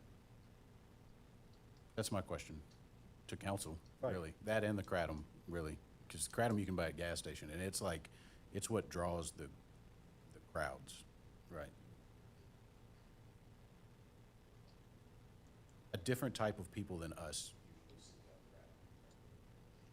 I don't even know what you're talking about, but. So look it up, look it up. All right, so slot machines. Is it something that concern, we want to take a look at it? Limitation on slot machines? I don't see it being a problem. Okay. And then, so now what's the drug that, Kratom? Yep, C-R-A-D-Y-M? A-R-A. How do you know? But aren't there a A lot of bunch of, articles about it, actually. A-R-A-T-O-M. D-O-M? aren't there a bunch of substances like that that they sell at gas stations? It might be other names or other, There are substances that contain kratom that Okay. are sold by different names. Some of those actually have, some of them are being tested and they have fentanyl in them, like it's a, Well, if they have, Opioid addiction. Off-market use of opioid addiction is what it's being marketed as. The FDA is actually looking at it quite a bit too, and the FDA might step in and start regulating it. They're looking at, they've been studying it, but, I mean, there's a store in Bernie, CBD hemp store, it says Kratom too, Kratom, whichever you want to call it. So it's an alternative off-label treatment use for opioid addiction, is what Kratom is. I would, That's how it's marketed. I would assume that the one here sells it too. mean, I don't know. I don't know. Never touched One the by the stuff. McDonald's sells it. They got a big sign. It says it's on there, I'm sure they're marketing it. It kind of goes hand in hand with CBD and all the other stuff. So, but right now, what we're proposing as part of, specifically identifies hemp. And so it would not cover other, Gas stations pick it up a lot too. yeah, I was trying to find a way, I mean, instead, We can research if there are other definitions that cover that. I'm not familiar with it, but and there may be, I mean, this is just, I don't know, the hot one for today. And so, you know, there may be another one. I mean, is there a way to word the UDC so that it covers all type of drug-related stores? I don't know. well, you can sell hemp, or you can sell like, I'm sure the gas station has CBD drinks. So and if they're within 500 feet, then they would have to pull the product? Because they're not gonna I mean, they sell gas and chips or whatever, but if they have a CBD drink in the cooler, then that comes off? I'd have to look at the specifics of what is proposed here. I don't, Or the kratom, what, pills, what are they? Powder, Yeah, because then the concern becomes if they're already selling it and then now we're imposing a regulation, are they grandfathered or legal nonconforming or not? Unless the federal and the state comes in outright saying, stop. We can look into it if that is what council would like us to do and see what ability municipalities have with this specific substance. I don't think the sale of CBD is limited to hemp or CBD stores. I think they could be sold in a normal retail capacity. you know, I think they're in, it's not, it doesn't apply to the city, but they're in liquor store. I mean, they're in Total Wine, so it could be in the liquor store there, it could be at the gas station, it could be at the other. Massage Heights. So, yeah, so if the, was targeting, if this was targeting like a hemp or CBD-centered store, I think this would reach further into other potential establishments that happen to have the product inside of it. Okay, and that is a specific concern for the kratom or also the hemp products as well, or both? Well, I just didn't know how it would work if Is within it? it's Yeah. within a regular retail store. That sounds like it would be more of like an ordinance for substance use, so we'd have to look into that a little bit further. We may have to modify the definition, but I think assuming that whichever product we're talking about fits within that definition, then I think my very qualified answer would be yes, it would apply to any new establishment. Existing establishments would still be legal non-conforming, as long as it was allowable use by the state or federal government. And I just have one other quick question. So it's kind of what Ruben brought up. So we talked about liquor stores having to be separated by 300 feet. But we have a liquor store right over here, and within 300 feet, there's a gas station that also sells alcohol. So I think that kind of gets to the question that Ruben had about hemp.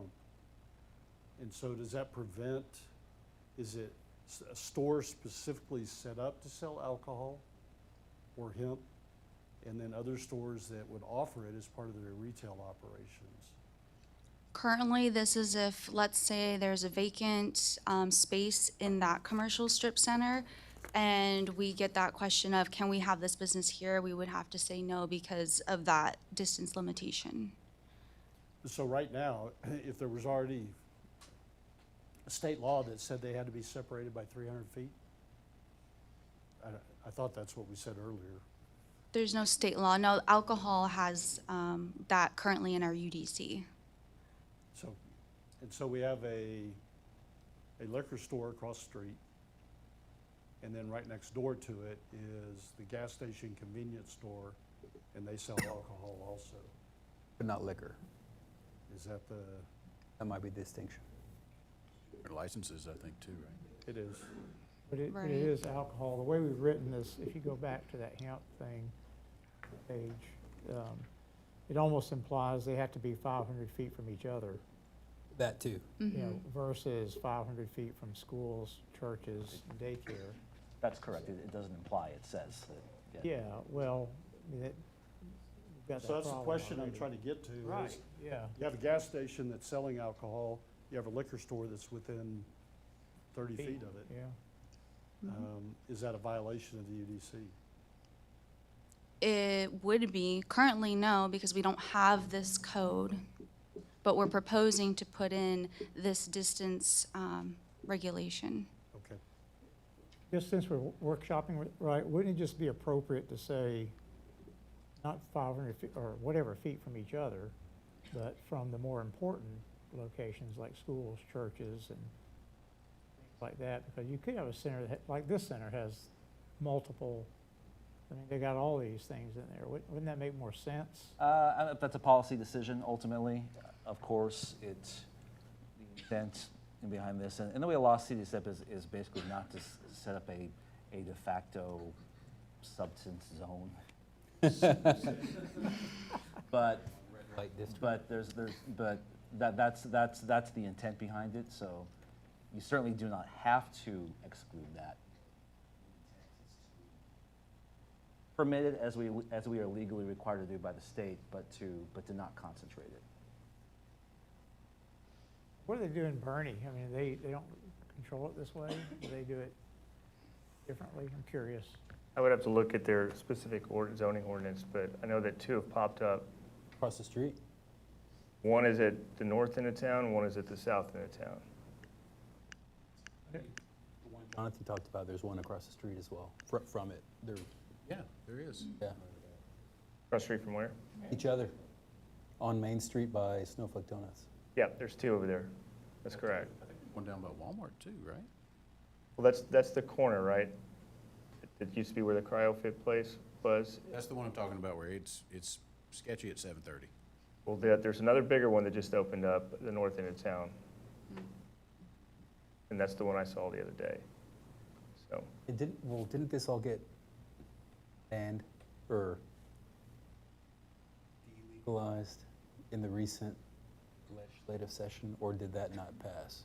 I would have to check specifically what the bill focused on. I know I think they were heavily looking at it, and then everything went down with the lottery stuff. So it kind of took a back seat. And the feds are still trying to get their act together on how they're going to classify that. I think there's an executive order push to reclassify hemp and marijuana in different schedules. That could affect how states move forward as well. But to answer the Kratom question, there was a Senate bill in the 88th session. So Kratom is legal in Texas. You have to be 18 or older to purchase it. And they have to obtain a food manufacturer's license to be able to sell it too.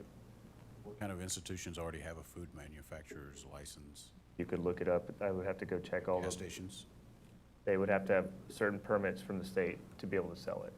specifically for Kratom. That's what it says. If you're engaged in manufacture, warehousing, wholesale, or retail sale of Kratom products, then you're subject to current food licensing and permit requirements unless exemptions apply. So I would say its Senate bid was Senate Bill 497 in the 88th session, so I'll have to look it up.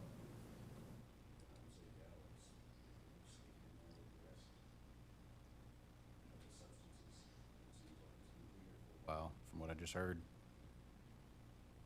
Well, you know, the other thing too is every time I look at this, it gets more complex because you could have a liquor store and then you could have a restaurant that sells liquor. So I mean, when you say alcohol establishments, you gotta be really crisp on how we're gonna define these things. Alcohol's difficult on a good day because it's already regulated by TABC. Well, we're adding a new restriction that say this, in theory, this restaurant can't be closer than 500 feet from the liquor store, which can't be closer than 500 feet from the hemp store, which can't be closer than 500 feet from the pawn shop. You know, so it's an interesting dynamic. Would you Yeah. recommend having all alcohol establishments, or just specific ones that we can add to the language? I don't know, I'm just saying that it's already brought up a lot of questions. You know, that's really what I'm bringing up. I don't have an answer at the moment. And so what we addressed as part of this was really hemp sales stores, right? Retails, yeah. And that they could not be within 300 feet of other alcohol. So really, we weren't considering alcohol sales stores. This was just related to hemp, correct? Yes. Yeah. Okay. So as we're working through how to apply this code and the distances, it's good to get this kind of feedback as far as what distances of the land uses we want to do or not do. And then we'll go to P&Z with the workshop, and we can show them the options that City Council. So what I was trying to clarify is, and I started it, so I apologize. You know, we're talking about sales of alcohol too, and I was trying to make a comparison, but that's really not what we're considering here, even though all it says is we're gonna limit where hemp stores can be, and they have to be outside of 300 feet from a liquor store. That is the intent, yes. But it also limits the retail sale of hemp to the logistics Yes. zone, right? Right. So, And mixed. but if, like, CVS sells a CBD, like, so I don't know if it needs to be as broad as retail sell of hemp or like a hemp-focused store. I don't know because if, That's the point that I was trying to get to. Also, there may be separate state licenses that they require to be a primary sole seller of this kind of sale. And then like a different one where they just have like a small counter, kind of similar to like the ABC alcohol license. They have to have the different limitations, and they have to meet certain requirements for each of those by the state. Are there? There's none that I'm aware of For alcohol, yes, for but hemp. for hemp, there might be. I've got it pulled up in front of me. Okay. So, You have to be 21 or older. Background, actually. we're trying to give guidance, they can take this to P and Z. But this is, we're permitting hemp, not a permit is required.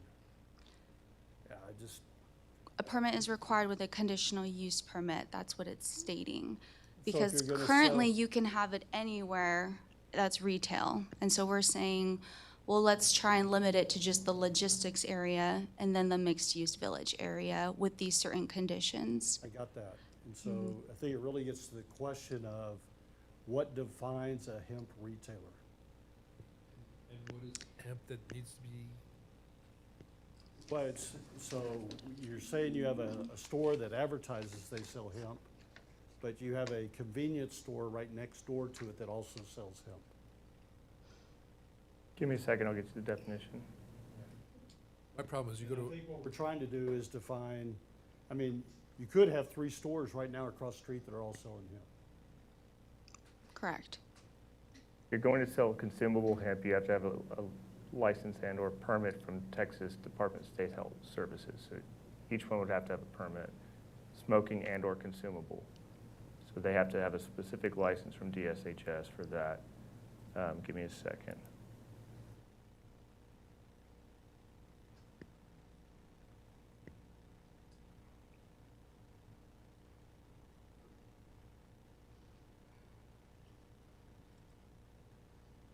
While he's looking that up, the definition that we're putting for hemp is meets Texas Agricultural Code Section 121.001 definition of hemp, including the plant cannabis sativa, its seeds, derivatives, extracts, cannabinoids, isomers, acids, salts, and salts of isomers, whether growing or not, provided the delta 9 THC concentration does not exceed the 0.3% of a dry weight basis. It seems like we could write the ordinance around the permits that they have to get, right? I mean, even the liquor license. I mean, if you got a gas station with their license and a liquor store. Right. Yeah, but to me, there's a difference between a store or a location that provides hemp or CBD product versus a hemp or CBD store. So that's where it gets tricky because you could have multiple locations that happen to have a product. Like a cream, a drink, or, you know, whatever, not necessarily nefarious. Not after we pass this. According to what you just read, that's pretty broad coverage, for, you know, Yeah. derivatives and things like that, so. And I mean, even that definition is what they're debating now. So THCA is a psychoactive compound that acts on your system, right? But what they're studying right now is there's high amounts of THC in hemp products, and when you heat them up, that THC turns into THC. They were only ever legal because the THC low originally. Oh, okay, what did we do? We got,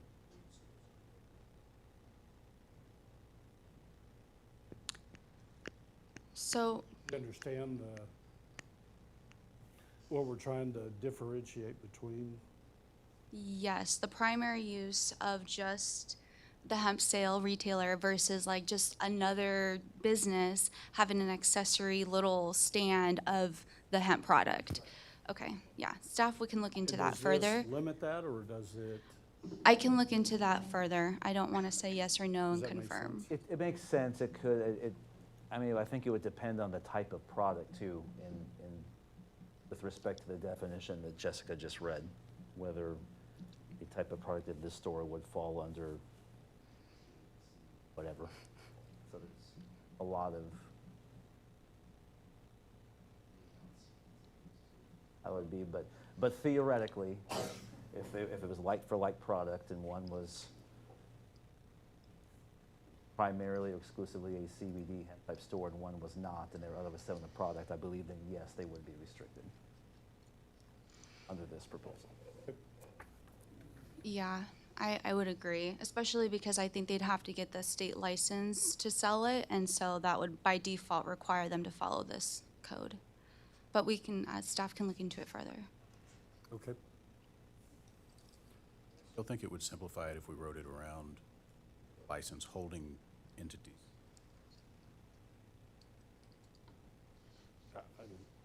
Got a gas I station don't know that how has you the track license. it, or, I mean, it's something like,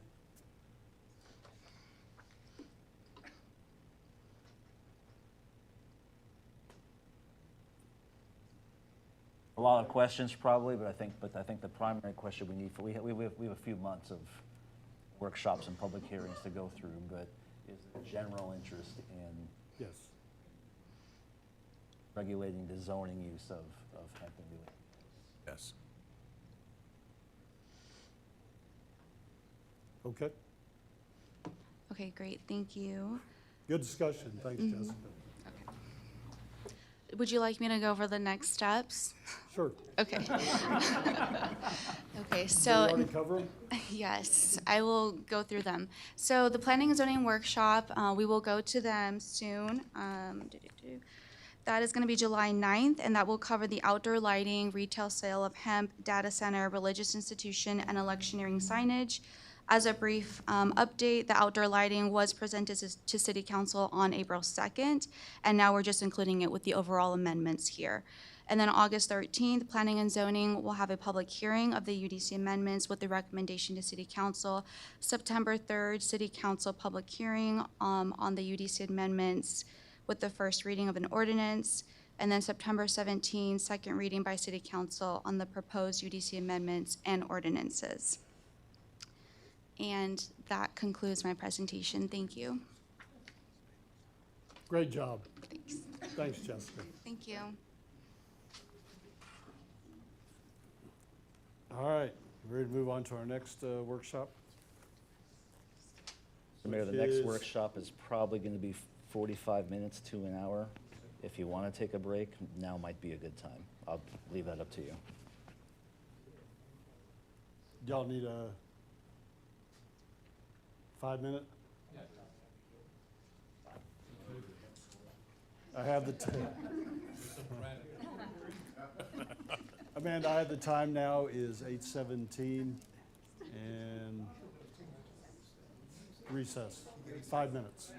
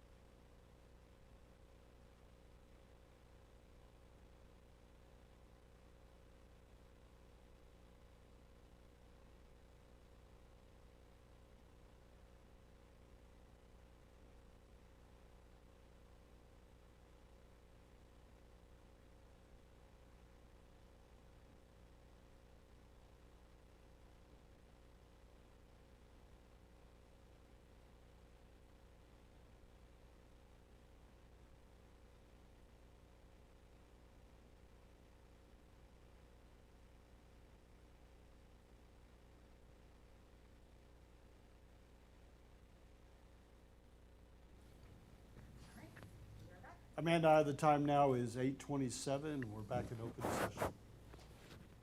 And we'll move on with our next item on the workshop item, which is start the 2026-27 general fund department budgets. And Scott, I think you have a overall presentation that we're going to start off with. I do, yes. Thank you, Mr. Mayor and Council. Scott Huesing, City Manager. It is budget season, of course, the most wonderful time of the year, right? And I'm happy to present the budget process and the budget overview to kick off this year's process. I haven't done this in a couple years, but I decided summer was having too much fun over the last several meetings, so I thought I would kick off the budget process before we open it up for the department workshops to follow. The item itself begins on page 139 of your packet. The first part of this presentation was not in your packet. It is on your dais for you.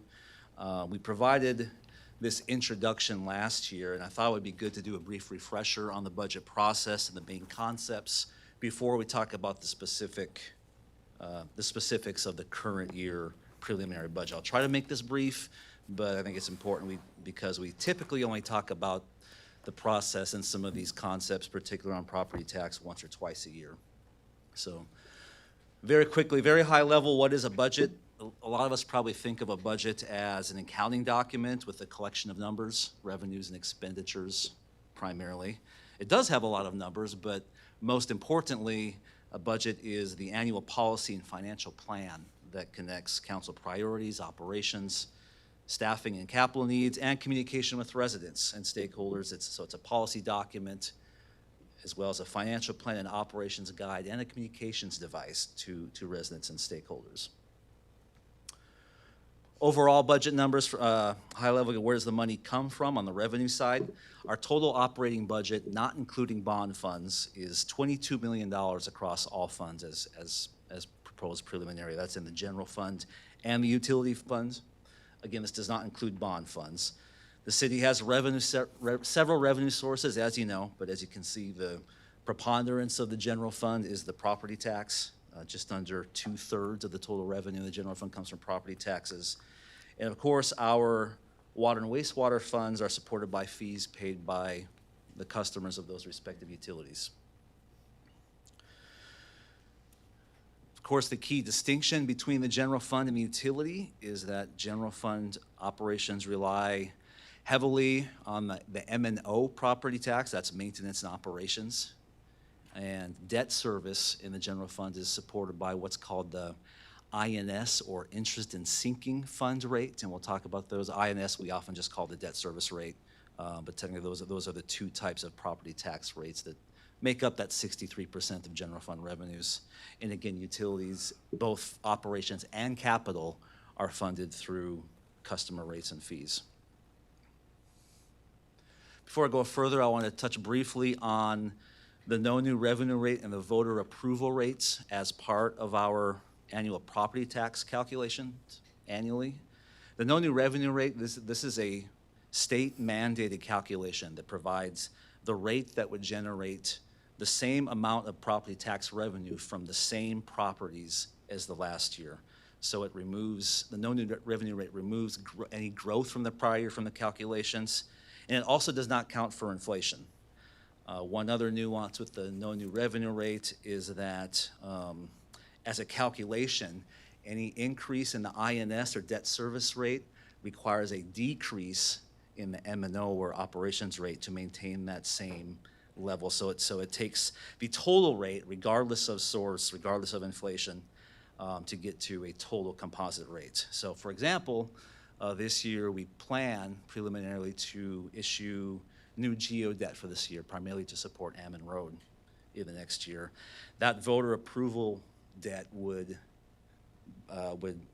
go into our no new revenue rate for next year, so that essentially, as a calculation, that would force a reduction in our M&O rate because we'd be increasing the debt service rates.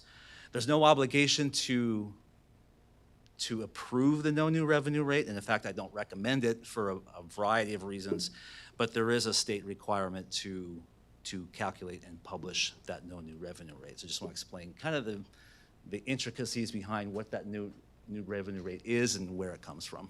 Again, required by law to publish. The voter approval rate is the maximum rate that the city can increase, property taxes without an election. Generally, the voter approval rate is capped at a 3.5% increase per year, although the city can bank this authority for up to the prior 3 years, so that if we do not hit that 3.5% cap in a particular year, we can take the last 3-year increment and apply it to the current year as a maximum allowable voter approval rate without an election. That could become an important distinction in our budget discussions as we go along. The preliminary budget estimates basically that 3.5% maximum for preliminary purposes as we go through the first couple of workshops, but we would have the authority to go above that if needed or desired without necessarily triggering a voter approval rate election. Here's a recent history of the property tax rate for the city. Last year, we held the rate constant after several years of declining tax rates. It's important to know, of course, that the tax rate is a function of both annual spending and property valuations as in the calculation. So in theory, you can, and we have before had an increasing budget with a decreasing tax rate, and the opposite can also be true. But generally, the city has held the line to the level that has at least been consistent with property growth over the last several years, and that's why you've seen that declining rate over time for the last 10 years or so. Fair Oaks Ranch remains among the lowest city tax rates in the region. I always want to caveat that direct comparisons are imperfect because obviously cities provide different services and have different tax bases, but nonetheless, I think this provides useful context for how we stand in the region and with respect to our peers. I also always want to continually explain how Fair Oaks Ranch plays into the overall property tax bill. Often when residents get their bills, they may assume that it's the city that's behind those big property tax bills you get preliminarily and around this time and then in the fall. Because often we're the most accessible unit of government. But whether in Bexar County, Kendall, or Comal, the city is actually the smallest of the 3 major entities on your bill. The school district is by far the largest portion, while the city is generally about 20% or less of the total property tax bill. So that's a little on the revenue side. Quickly on the expenditure side, high level, public safety is the largest general function, followed by public works and general government. By category in the general fund, personnel is the largest cost driver, whereas supplies and services are a larger portion of the utility fund, and that's due to obviously the infrastructure that the fund maintains as well as the treatment process involving utilities. So services and supplies is a much larger portion of the utility fund than in the general fund, which is largely personnel-oriented, service-oriented. Of course, as you know, our budget is guided by the strategic plan, which now includes 6 priorities, and that we also look to the 5-year financial plan, which you adopted earlier tonight on the consent agenda as part of our circle of life to inform the budget. And as we begin each year, we begin by, as I mentioned, adopting and approving both the strategic plan and the 5-year financial plan. Around the same time, internally, departments begin with the base budget and work internally in March through May to propose a preliminary budget, which begins tonight with our budget workshops. And we'll have several workshops going into July and August, at which time in August, basically we'll begin the tax rate setting process after we've received the final tax rolls from the appraisal districts in late July. And we're scheduled to adopt the budget in late September. When we get to the budget adoption phase, we start by officially filing the proposed budget in August. So everything we talk about, I'll try to use preliminary budget as we go through these workshops, because these are all workshops until we get to the proposed budget, which is what we file with the city secretary in mid-August. After that time, there is a requirement to have a public hearing on the budget, and also a public hearing on the tax rate if we're going above the no new revenue rate. Our charter calls for 2 readings of all ordinances. That includes the budget, so that will have to be passed twice at the end of the process in September, and our fiscal year begins on October 1st. So that's a quick review of the budget process and the high-level numbers on the preliminary budget so far. I'll stop right there and see if there's any questions on the process or any of those figures, and then I'll roll into the overview for our current preliminary budget. Any questions so far? All right. Anybody else? Any questions from anyone else here tonight? All right, so then with that, I'll go into the overview section and talk about the overall trends and major drivers in the budget. And then that will kick off the department work sessions right after that. And this part of your presentation is in your packet. It is printed for you, I believe, as well. In the packet, it starts on page 201. Again, this is the first of 3 departmental budget workshops that will occur in June and July. Public Works and Public Safety will come right after this presentation. And the first part of the presentation was intended to provide the framework, and this presentation is what applies to, again, the preliminary general fund budget is what we're going to talk about tonight. Typically, we begin with our preliminary tax values that set the framework for general fund revenue. Again, property tax being most of the general fund revenue. Overall, the city's total preliminary property value is assessed at nearly $2.9 billion. This does include current exemptions and freezes, which I'll talk about in a second.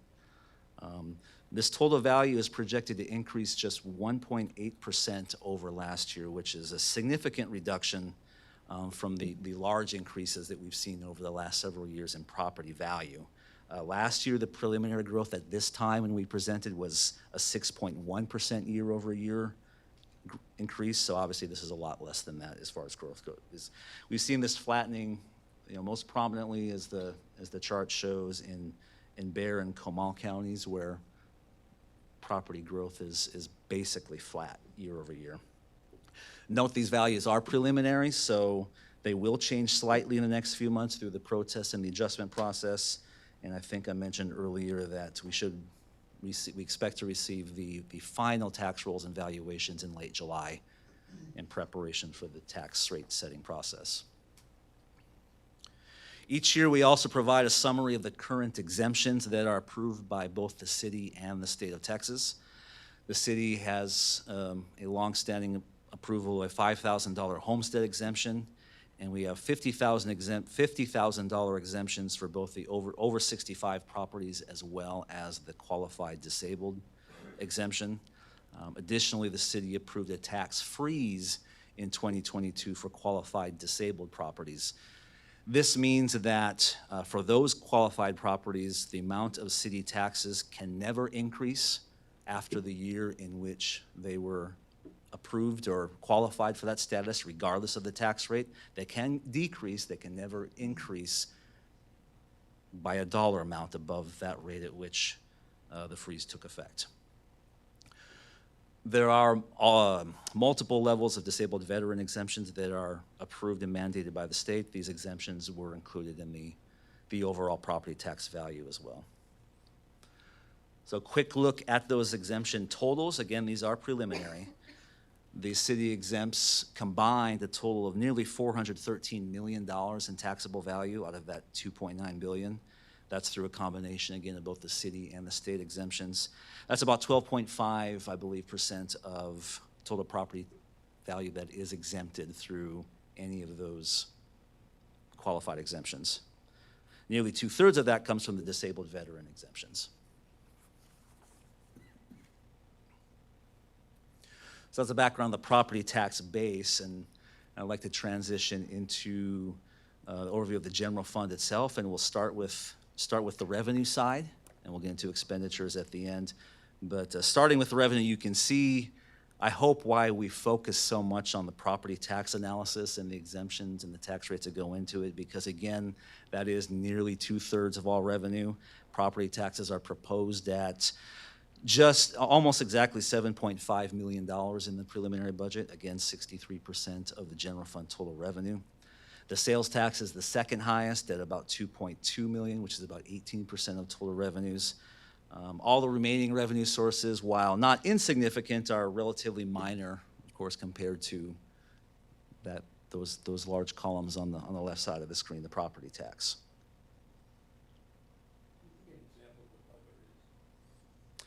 Other would be permit fees, that'd be permits, grants.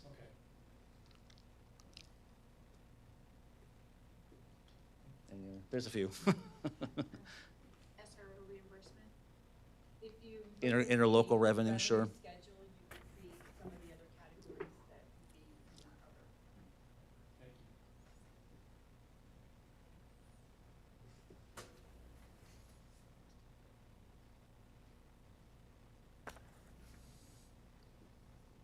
Again, tax values increased about 1.8% overall. I mentioned that the preliminary budget as drafted proposes a 3.5% overall revenue increase over budget to budget over last year's adopted budget.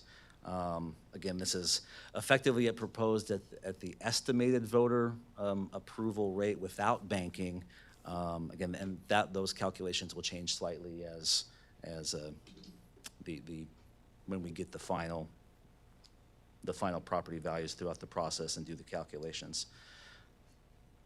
We'll talk about the key drivers here in a minute, but sales tax continues to be strong, budgeted a 4% budget to budget year-over-year growth. That's on top of strong, sometimes double-digit growth rates we've seen already in the sales tax over the last several years. And we've kept interest revenue constant in light of both interest rate uncertainty, but I think as they're beginning to decline, but offset somewhat by the city's investment strategy to help stabilize our portfolio even in a more volatile interest rate environment. So we've kept interest revenue flat year over year. Finally, court revenue is projected to decrease as fines and forfeitures represent both police department vacancies as well as a continued focus on community engagement and compliance rather than citations in our process. Let's look at overall expenditures. On the expenditure side, the total general fund budget, including transfers, is about $12.2 million preliminarily. Over half of that, about $6.8 million, is personnel. The second largest category is services at about $3.3 million. The fire and EMS contract with ESD4 is nearly half of that services total at $1.45 million for FY27. This category also includes all of our softwares and systems across all departments. Our insurance costs are in here, so property, liability, auto, workers' compensation. And that second largest category also includes our third-party contracts like the city attorney, general engineering consultant, municipal court judge and prosecutor, the proposed safety coordinator, which I'll mention in a second, and many other services and agreements as well.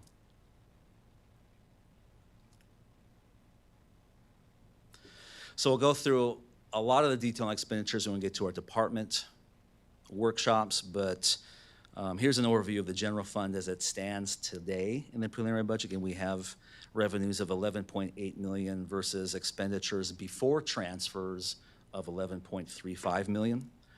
We are fully funding the equipment replacement plan as always, or equipment replacement fund. We have proposed capital and strategic projects that result overall in a slight proposed deficit of about $263,000. Overall, this is pretty close to the 5-year financial plan. Slightly less than that on the property tax side, slightly more in personnel expenditures, and we'll talk about that here shortly. Overall, the fund balance under this preliminary budget would drop by that $263,000 budgeted deficit. We are maintaining our adopted policy of 4 months of emergency reserves and 2 months of the budget stabilization reserve, and we would still have nearly $2.6 million in unassigned fund balance plus the smaller reserved fund balances that you see on the screen.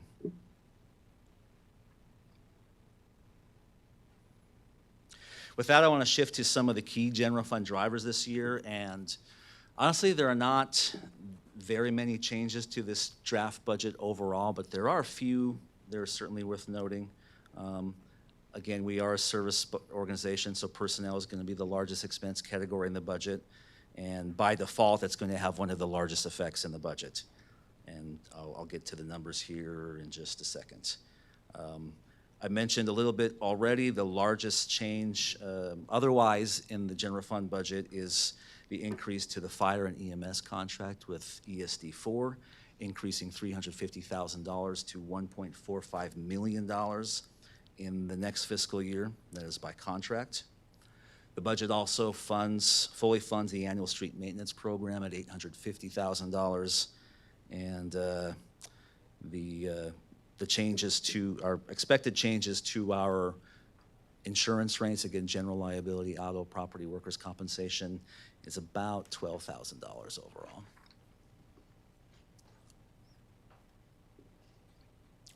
So let's drill a bit into personnel. Again, that is the largest driver. And this budget, this preliminary budget, reflects a total average compensation movement of about 5%.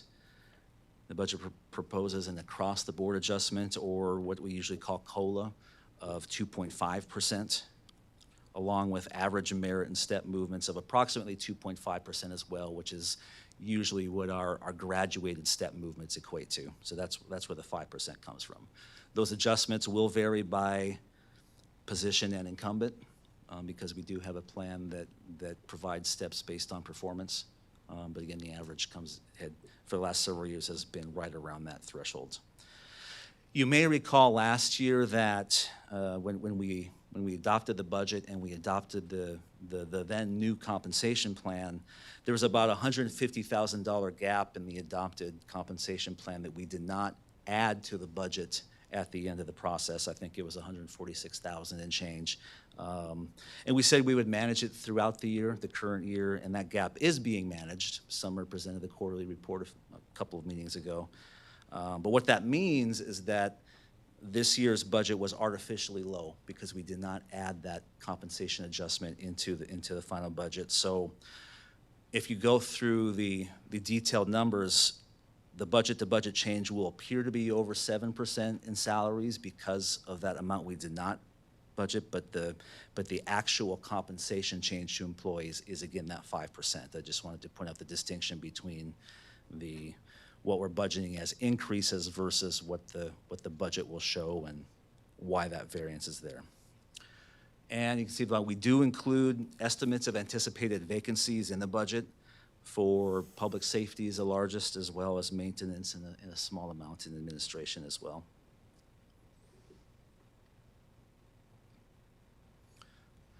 I want to talk about the COLA recommendation itself because we do have a new compensation plan and policy that drives this recommendation. And I want to take a look at how we arrived at 2.5%. So we look at the most recently available reports from the Bureau of Labor Statistics for both CPI as well as the ECI, or Employer Cost Index. Of course, CPI measures inflation, as most of us know, while the ECI, that helps us track overall labor cost movement, and that's a nationwide figure.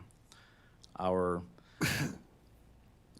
policy adopted last year uses the CPI-U for what's technically the West-South Central region, which is where Texas is located.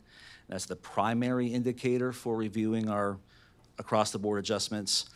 But the compensation plan does recommend that we consider ECI as well as peer cities and other benchmarks for broader context.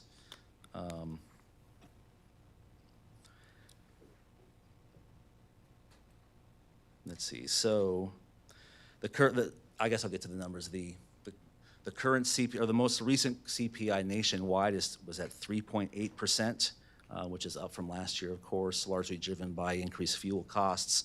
And in our region, as of April, it was 3.2%, while the ECI for state and local workers, which is of course our industry, was at 3.4%. And the most recent report of that was as of March. They update that figure quarterly, so the next report we receive will be in July for the June report. So the proposed COLA of 2.5% is slightly below the current CPI and ECI indicators. However, as I mentioned, under the adopted compensation plan, employees also remain eligible for performance-based step or merit adjustments. So, for example, an employee who meets expectations would receive the 2.5% COLA plus a 1.5% step for meeting expectations for a total increase of 4%. Employees who consistently or substantially exceed expectations would be eligible for higher step movements consistent with our adopted plan. So while the recommended 2.5% COLA is on the lower end for our current inflation, it does match well with the ECI so the overall compensation and the market trends.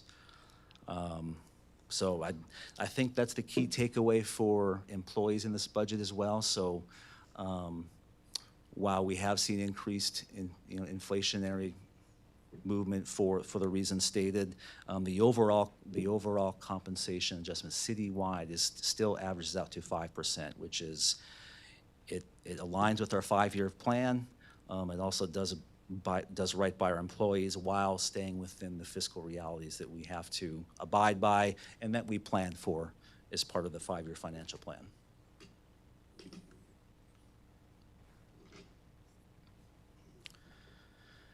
Non-personnel drivers, I covered some of these already, so I'll go quickly. I hope again, I mentioned fire EMS agreement is the largest single increase of $350,000 year over year. Street maintenance is fully funded. We did not increase the fuel line overall in the budget despite recent increases in fuel costs. Those fluctuate so much it's hard to pinpoint, but if the costs don't come down at all in the next year, we may have to come back with an adjustment later in the year, but I did not want to significantly increase that line based on speculation at this time. In the general fund, it's a total of about $66,000, so it's not a critical value in our overall budget, but just know that we did not increase the fuel line based on current upticks in fuel costs. And I talked a couple times already, think about our insurance lines. Other than the items listed, when you go line by line or category by category through the budget, our supplies and services are actually declining year over year with the exception of these items, primarily the ESD 4 contract. But for that agreement, our services line is actually less than the prior year, or the current year. We have included in the budget the first slate of projects from the recently adopted strategic plan. I previewed some of these last month at our meeting when we adopted the plan. And one of those that I mentioned when we adopted that plan is the addition of a safety coordinator, which is proposed at $50,000 and split between the general fund and the utilities fund. There is a small allocation to launch a Citizens Leadership Academy, and that's also in the strategic plan. And we have a $200,000 allocation for a complete comprehensive plan update. That's a transfer from the general fund to the strategic projects fund. Of course, we are staying current with our equipment replacement fund and our cash-funded CIP. And our cash-funded CIP in the general fund this year is for, I believe it's 2 drainage projects planned on Triple Crown. And when we get to the capital function in a few weeks, we'll go through that in more detail. And finally on here, I list what I'm calling a consolidated IT security framework. Jim and Brian will talk about this further at the next meeting when they're presenting the IT budget. But in short, this budget proposes a hybrid managed services provider environment for our IT security and help desk support. Under this model, we would retain our existing resources and staff, but we would leverage a local third-party provider to provide most of our security systems. This provider can leverage economies of scale to purchase the software systems, that the backbone of it. They can procure those at bulk discounts that we cannot, and they can procure and manage those services for us. We can save $100,000 in the general fund alone and get 24/7 help desk support from this provider, all at a savings, without losing any local support through the IT department that we have now. Is this going to pay for itself? Many times over, yes, sir. Like I said, it's more service and less money. It's kind of the ideal for us. So there are multiple potential providers. The one that we've been working with on the planning aspect of this serves many local entities in the area, including Alamo Heights, Chavano Park, Live Oak, a few others I'm probably not thinking of right now. And in some cases, they provide their entire IT support. We're not proposing that, but we're proposing they provide ancillary support on the help desk on the help desk side, while they provide the security framework for us at a reduced cost, and the support that goes along with those systems.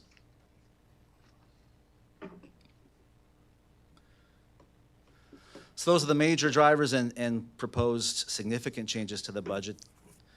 So quick summary, this budget, again, does align with the adopted strategic plan and 5-year financial plan in the key areas.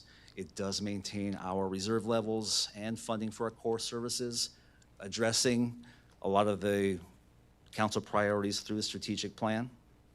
It does account for the increases in the fire and EMS contract, and again, accounting for newly adopted strategic projects with a targeted use of fund balance, which was planned through the 5-year financial planning process. And most importantly, it does support the city's adopted compensation plan, and especially for our staff, maintain the principles of the compensation plan while respecting the fiscal constraints of the city as well.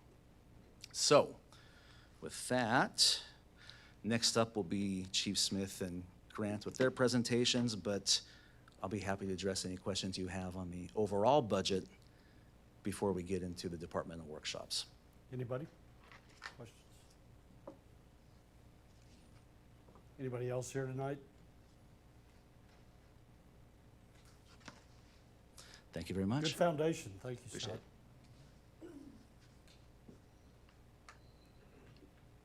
Scott. Moving right along.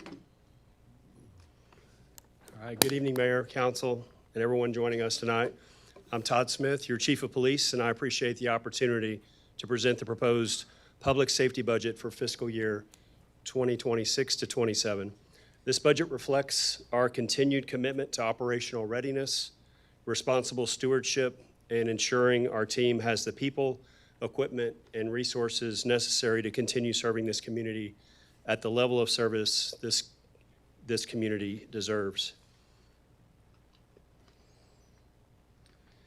The proposed public safety budget for FY 2026 to 27 is $4,163,252. This budget supports 30 authorized positions. We currently have 3 vacancies that include 2 patrol and 1 animal services position. I expect all of these positions to be filled by the end of the month. As expected in public safety, personnel represents the largest portion of the budget because our services are fundamentally people-driven. The remaining budget supports contractual services, technology, fleet readiness, equipment replacement, and operational support necessary to maintain the level of service our community expects. You'll also see the small utility fund allocation associated with shared emergency communications support. This slide reflects the year-over-year budget changes. The increases are measured and intentional. The primary drivers, as Scott mentioned, are personnel-related obligations, contractual increases such as dispatch services, and technology costs that support day-to-day operations. Tyler RMS software is now appropriately reflected within the public safety budget, which improves transparency and better aligns the expense with the department using the service. At the same time, we reduced spending where one-time purchases from prior years are no longer needed. Overall, this budget is focused on maintaining our current service levels, meeting contractual obligations, and replacing critical equipment when necessary. It does not represent a significant expansion of the department. And just a few notable highlights from this year's proposal. Professional services include expected contractual increases, particularly dispatch services. Minor equipment spending actually decreased compared to last year, as mentioned, as several one-time operational purchases were completed in the prior fiscal year. Capital purchases include a scheduled replacement Chevy Tahoe funded through the Equipment Replacement Fund as part of our planned fleet lifecycle management. Also included is the first year of a TASER replacement and maintenance program. The full details and quote have been provided in your agenda packet. Both of these purchases are planned replacements that help us avoid higher costs and operational disruptions down the road. This slide reflects our restricted LEOS funds. These are state-provided funds specifically designated for continuing education and professional development for licensed officers. We've included training expenditures from those restricted funds accordingly. Continued investment in training supports professionalism, sound decision-making, operational readiness, and ultimately better service to our community. In closing, this budget provides the resources necessary for us to continue serving the community safely, professionally, and effectively. It supports our personnel, our equipment, our training needs, and our contractual obligations while remaining mindful of the taxpayer dollars entrusted to us. And I appreciate your continued support of our department and our personnel, and obviously happy to answer any questions you may have. Yes, sir. The TASER 10, is that the same one that Bernie has? Bernie Correct. and Kendall County? Yes. They all carry those? Okay. Yes. That's the multi. Correct. Yes, we've been way behind and ready for this. Got made fun of pretty serious for a while. Yes, sir. Are you able to use the restricted funds that come from this grant? Are you able to use those generally pretty much the whole year, or do they roll over generally from the LEOS program?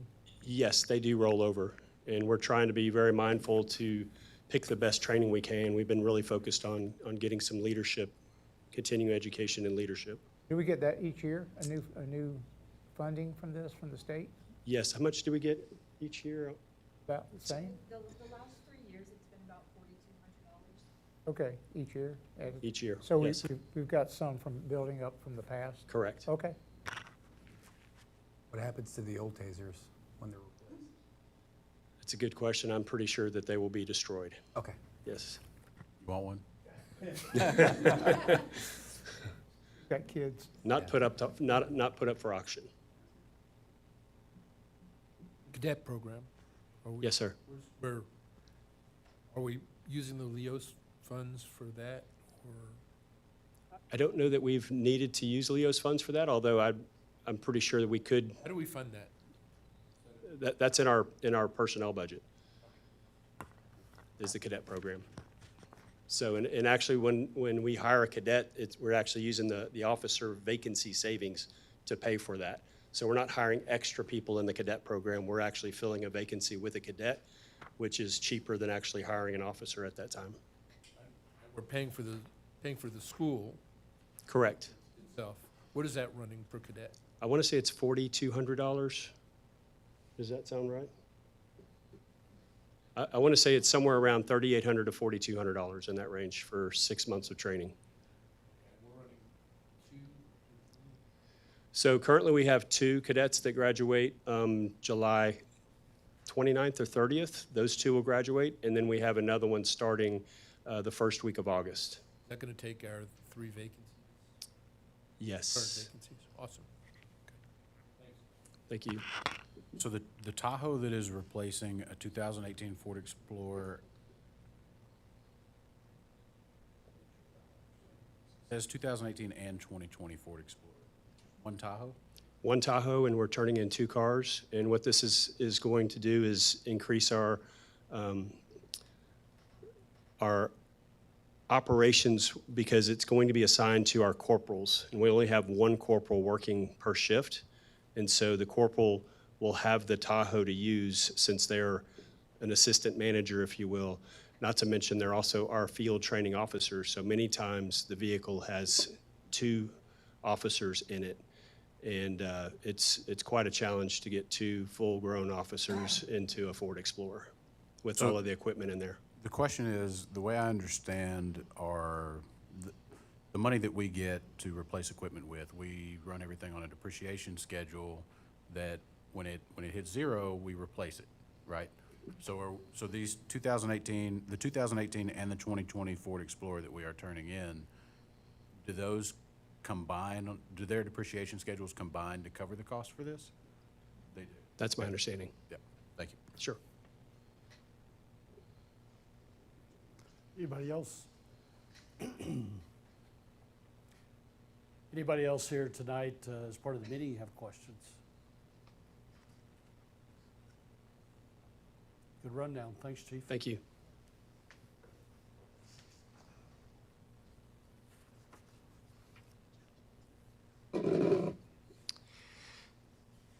Good evening, Mayor and Council. I'm Grant Watanabe, Public Works Director, and I'll be presenting the proposed budget for the Public Works Department, which includes maintenance, building codes, and engineering and planning. Just note that it does not include utilities, which will be presented later in July. For reference, this presentation starts on page 222 of the agenda packet.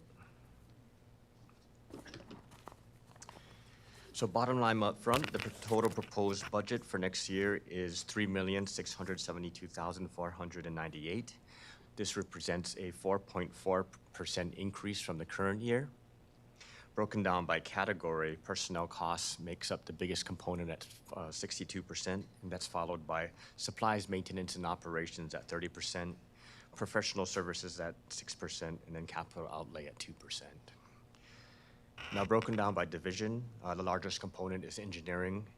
That also includes the $850,000 for the annual street maintenance program. And that's followed by maintenance at 36% and building codes at 11%. Within these 3 divisions, we do have 24 positions, and I know the slide says 1, but we do have 2 vacancies, and both of them are in maintenance right now.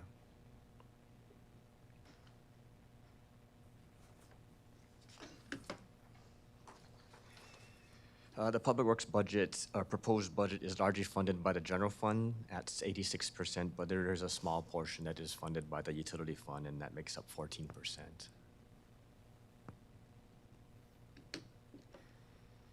This chart shows a comparison between the current year adopted budget, represented by the dark blue lines or bars, and then next year's proposed budget, represented by the green bars. So the largest increase, again, is in the personnel costs, rising about $195,000. This includes the COLA and step increases that Scott had mentioned before, but it also includes the health insurance increases and the changes in the pay grades for positions that are now required to hold a commercial driver's license. This is partially offset by a decrease in capital outlay. That decrease was $51,000. And supplies, maintenance, and operations and services are essentially flat.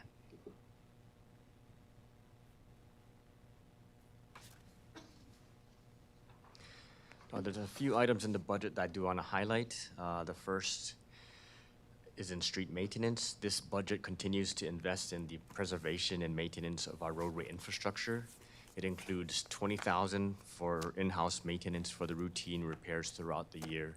And it also includes $850,000 for our annual street maintenance program, which we normally execute each summer and includes both third-party and in-house components.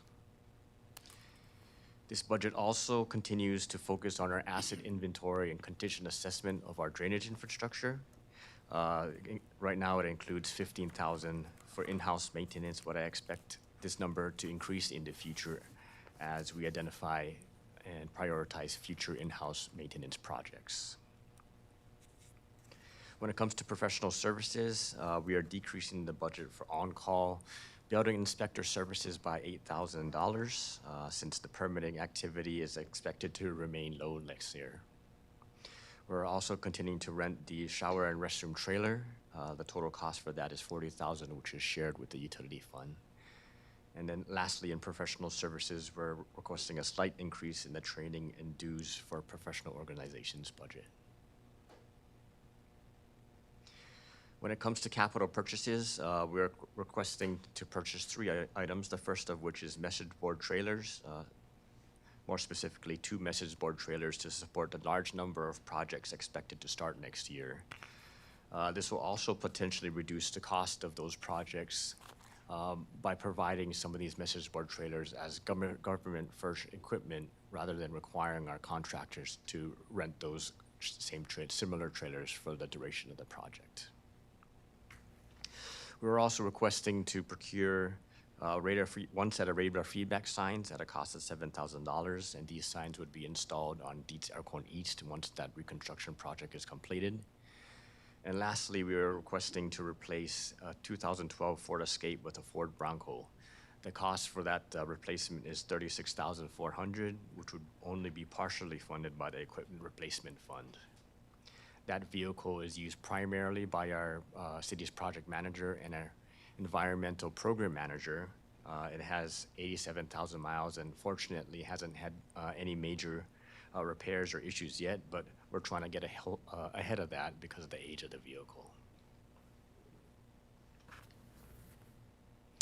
And that concludes my presentation, unless the council has any questions.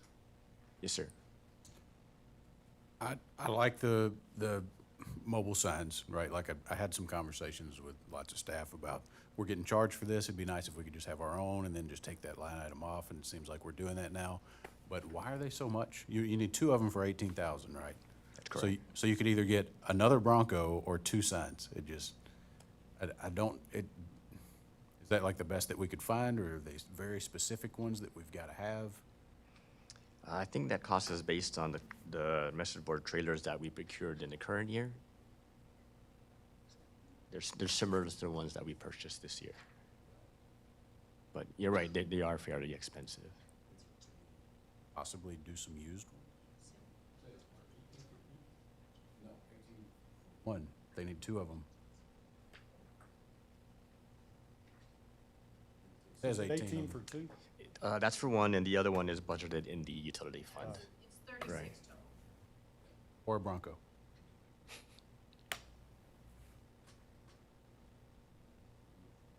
Possibly try to find a used one. I mean, I only ask because I see them nonstop at equipment auctions, right? And there'll be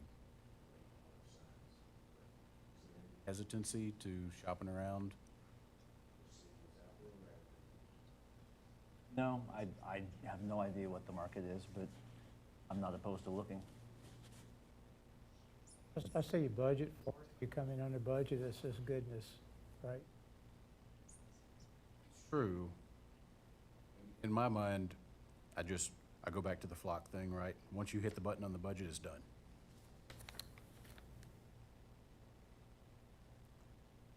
I mean, I think, like you said, Right? Your comment about once we put it in the budget and it's set, that doesn't mean that it's more of a limitation of what you could spend. I understand. Beyond, but, I mean, whatever savings we can find anywhere across the budget, that doesn't mean spend up to that amount. Okay. My hope is that I know that this is really low-hanging fruit for us to possibly look at some used equipment. The market is saturated with these. You'll probably see some that don't sell at past auctions, right, that are. Maybe we get into this and find out so bad for some stuff. It's something we can certainly look into, yes. Anything else? How about anybody? no, I'm good. It's very clear. Yeah. Scott? I'm good. I think that I've heard both from PD, Public Works. Okay. I'm just amazed we can keep our streets for $850,000 a year. Great Great work. We've brought it down over the last few years. I Key think is to it's keep it excellent. up. In prior lives, the of a budget crunch, that's always one of the wells that is very enticing because it is such a large number. As this body knows, you pay for it later when you start reducing that. A blessing to me, I point this out a lot, that this is in this up with the maintenance and saves us a lot in the long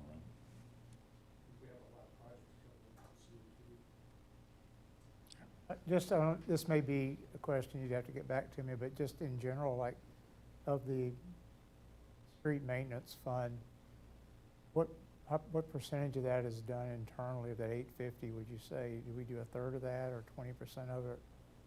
You know, Grant, just, or how much is contracted out of that? I would Don't put you on the estimate spot. 75–80% of it is contracted out. Okay. Just because what we're using in-house is just the material cost. And that's a lot cheaper. Okay. Anybody else? Any questions from anybody here tonight? All right. Thanks, Grant. Thank you, Mayor. That completes the workshop items that we had tonight on the agenda. We do have one report from staff, which is a report back on the Transportation Safety Advisory Committee report.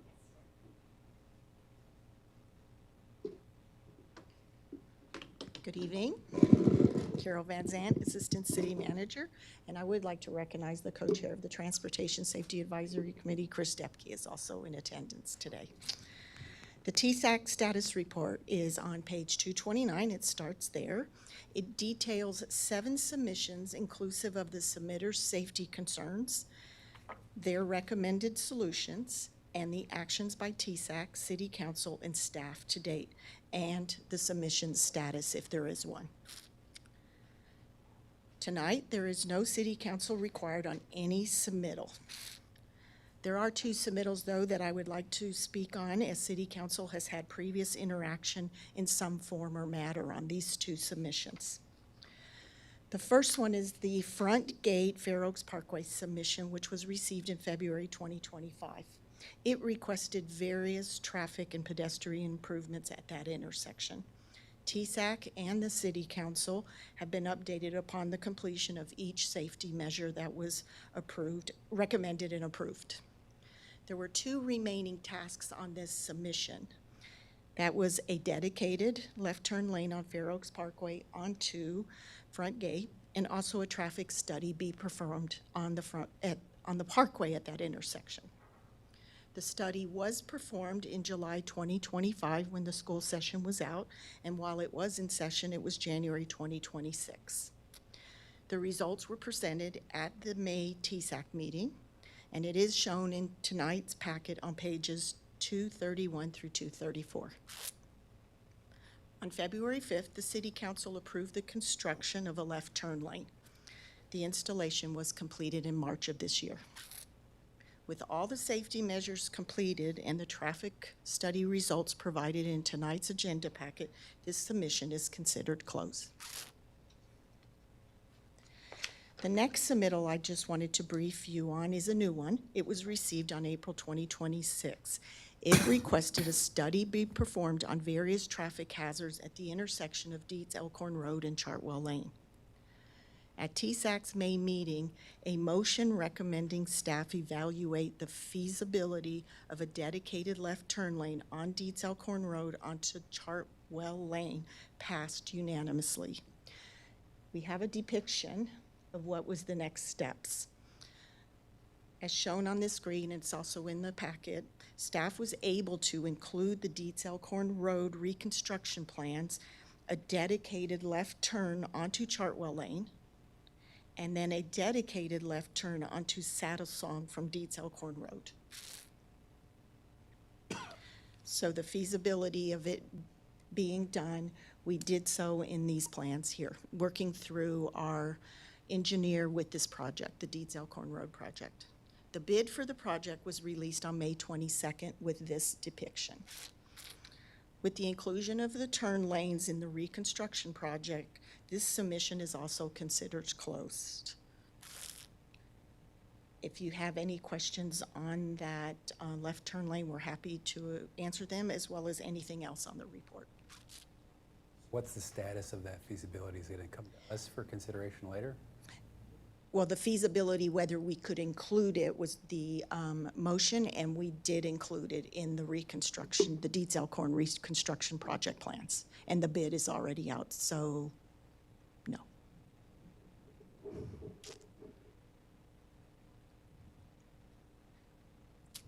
So it plans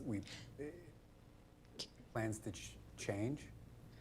The plans did change to incorporate these two left turn lanes. Yes, sir. Because I know for you're dropping off, and so if you're coming up and you want to Sorry. go, you're coming up from Chartwell Oh, after dropping I'm off. sorry. Okay, so this is Dietz Elkhorn, Yeah, correct? so if you're going north, And this is Chartwell? yeah, so during my personal experiences, a lot of cars turn left to get back onto Dietz Elkhorn. Correct. And the only way that you're able to actually navigate left is that there's not through traffic, because there's only the straight or people turn left. And so because a lot of people are stopped to turn left, that gives the people leaving the school a break.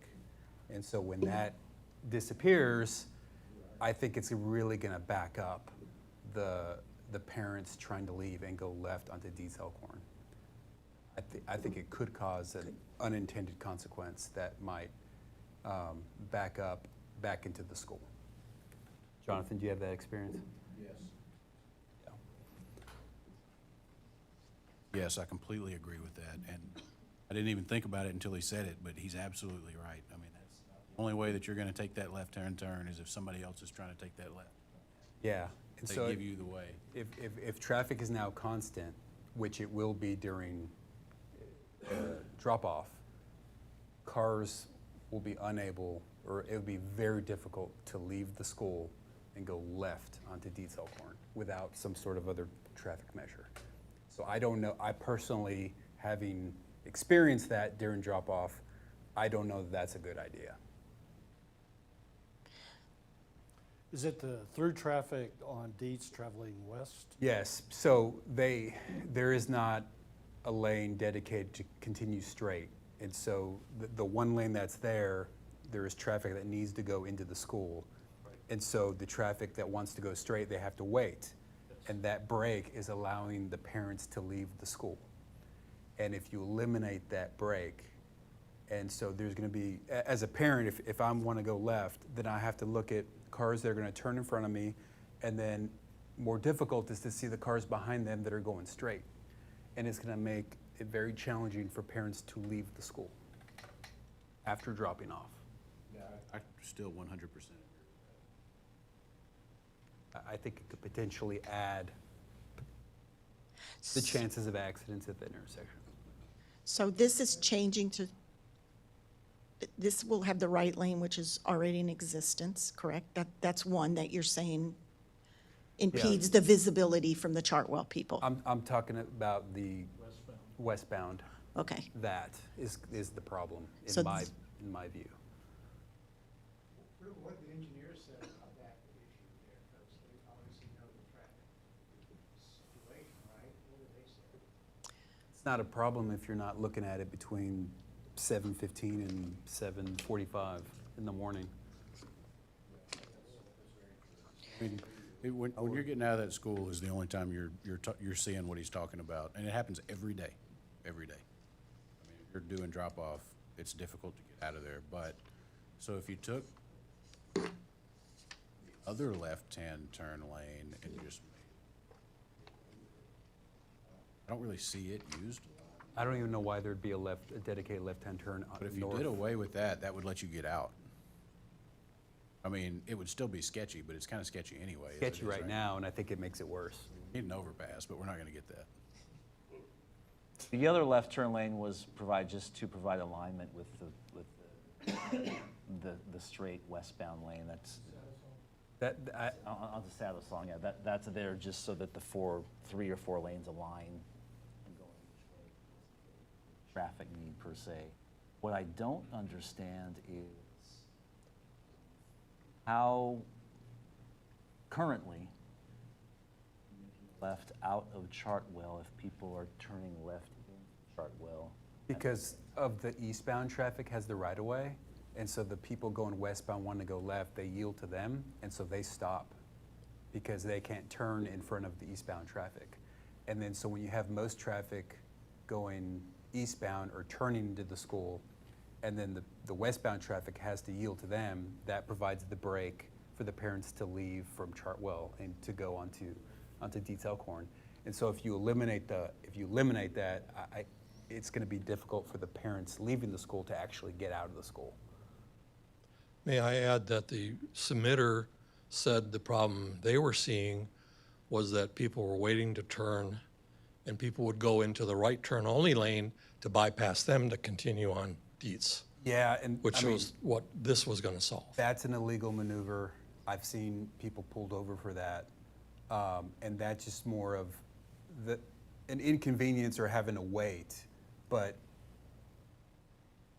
it's a bigger problem for the people leaving the school. It'll back up into the parking lot. It will. It absolutely It will. already does.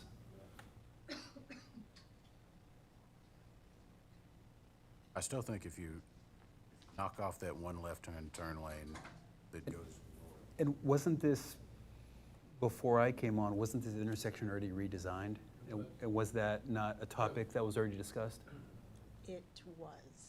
And The staff Did not do it. produced 3 options how to address that intersection. That was, I had it, I have it somewhere else. It was And obviously, during the realignment of the Chartwell. for 90% of the time, this would be fine.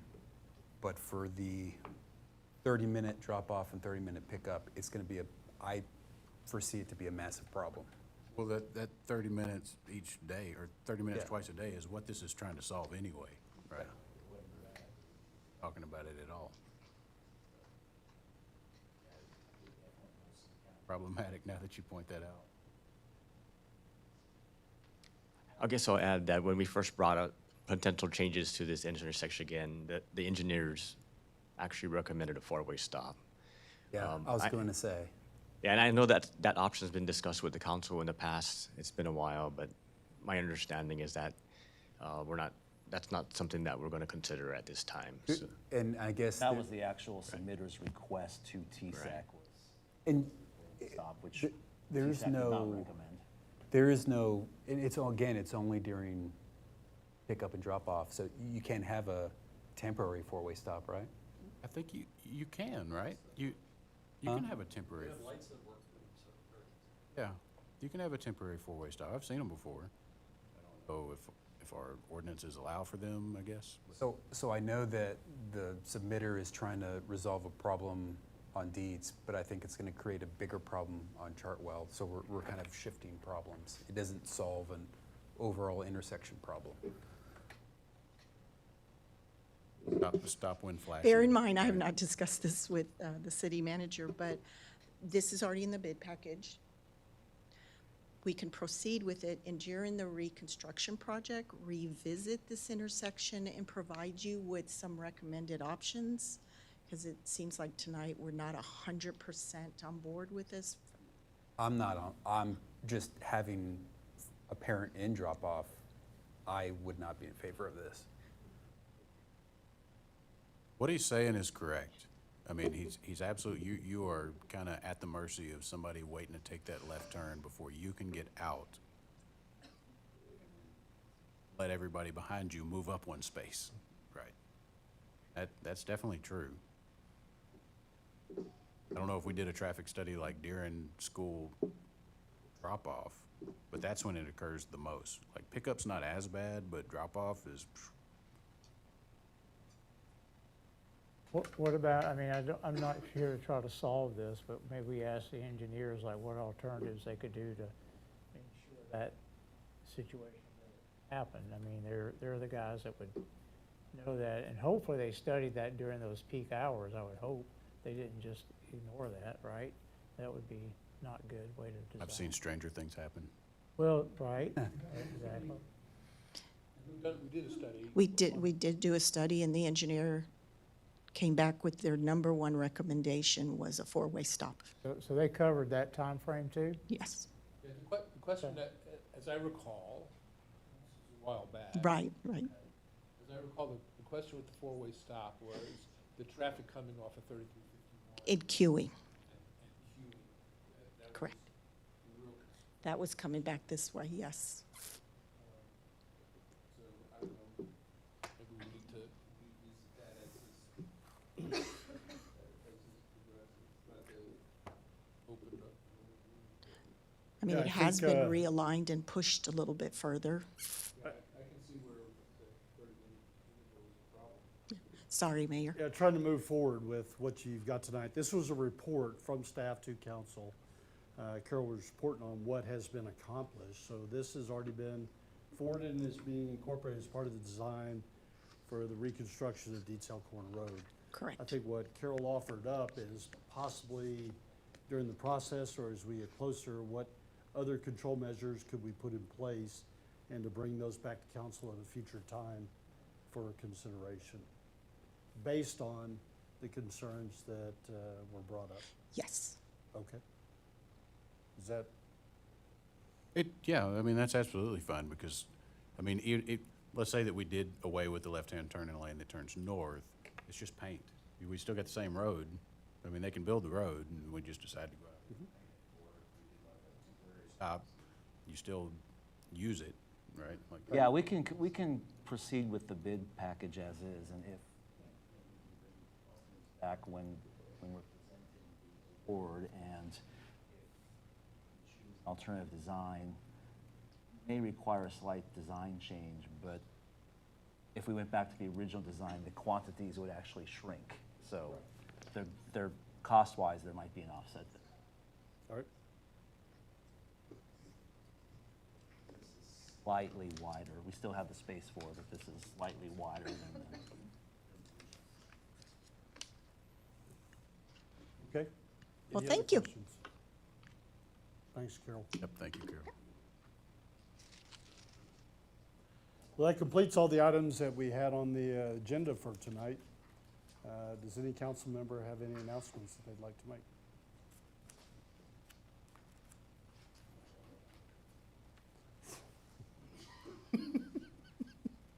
Come on, Dale. Nothing? All right, couple things that I had. Y'all may have seen it, the Bernie Independent School District Safety and Security Team that's headed up by Rick Goodrich was named the 2026 Agency of the Year by the Texas Association of School Resource Officers. So across the entire state, they were picked as number one.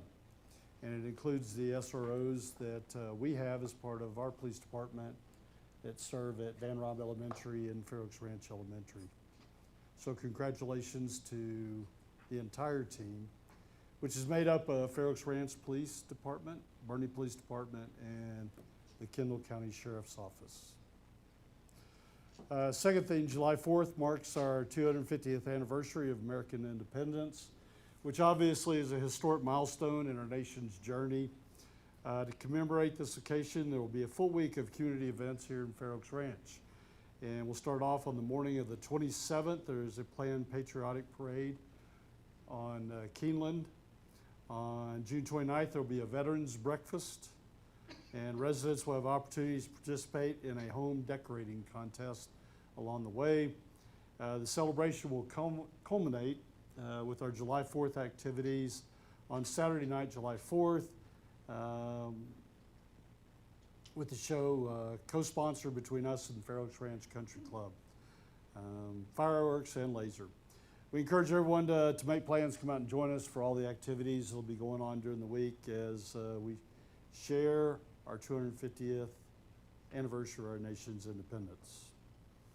And then last, the city is still accepting applications to serve on our boards, committees, and commissions. Those applications must be submitted to the city secretary office no later than July 30th. And this includes applications for our Planning and Zoning Commission, the Capital Improvements Advisory Committee, Municipal Development District, the Transportation Safety Advisory Committee, Zoning Board of Adjustment, and Board of Appeals. All the details related to the application and relationship to those can be found on the city website. But if you do have questions, please contact our city secretary office and they can answer any questions that you may have. Anything I need to add to that, Amanda? Covered it all? Scott, any other questions or announcements? Covered it. From council, anything from y'all that you want added to a future agenda? Good, good. Amanda, anything I missed tonight or anything else we need to cover? Scott, from you, anything? Oh, sir. Sure? We'll propose another amendment. I think we're good. Amanda, the time now is 9:38 and we are adjourned.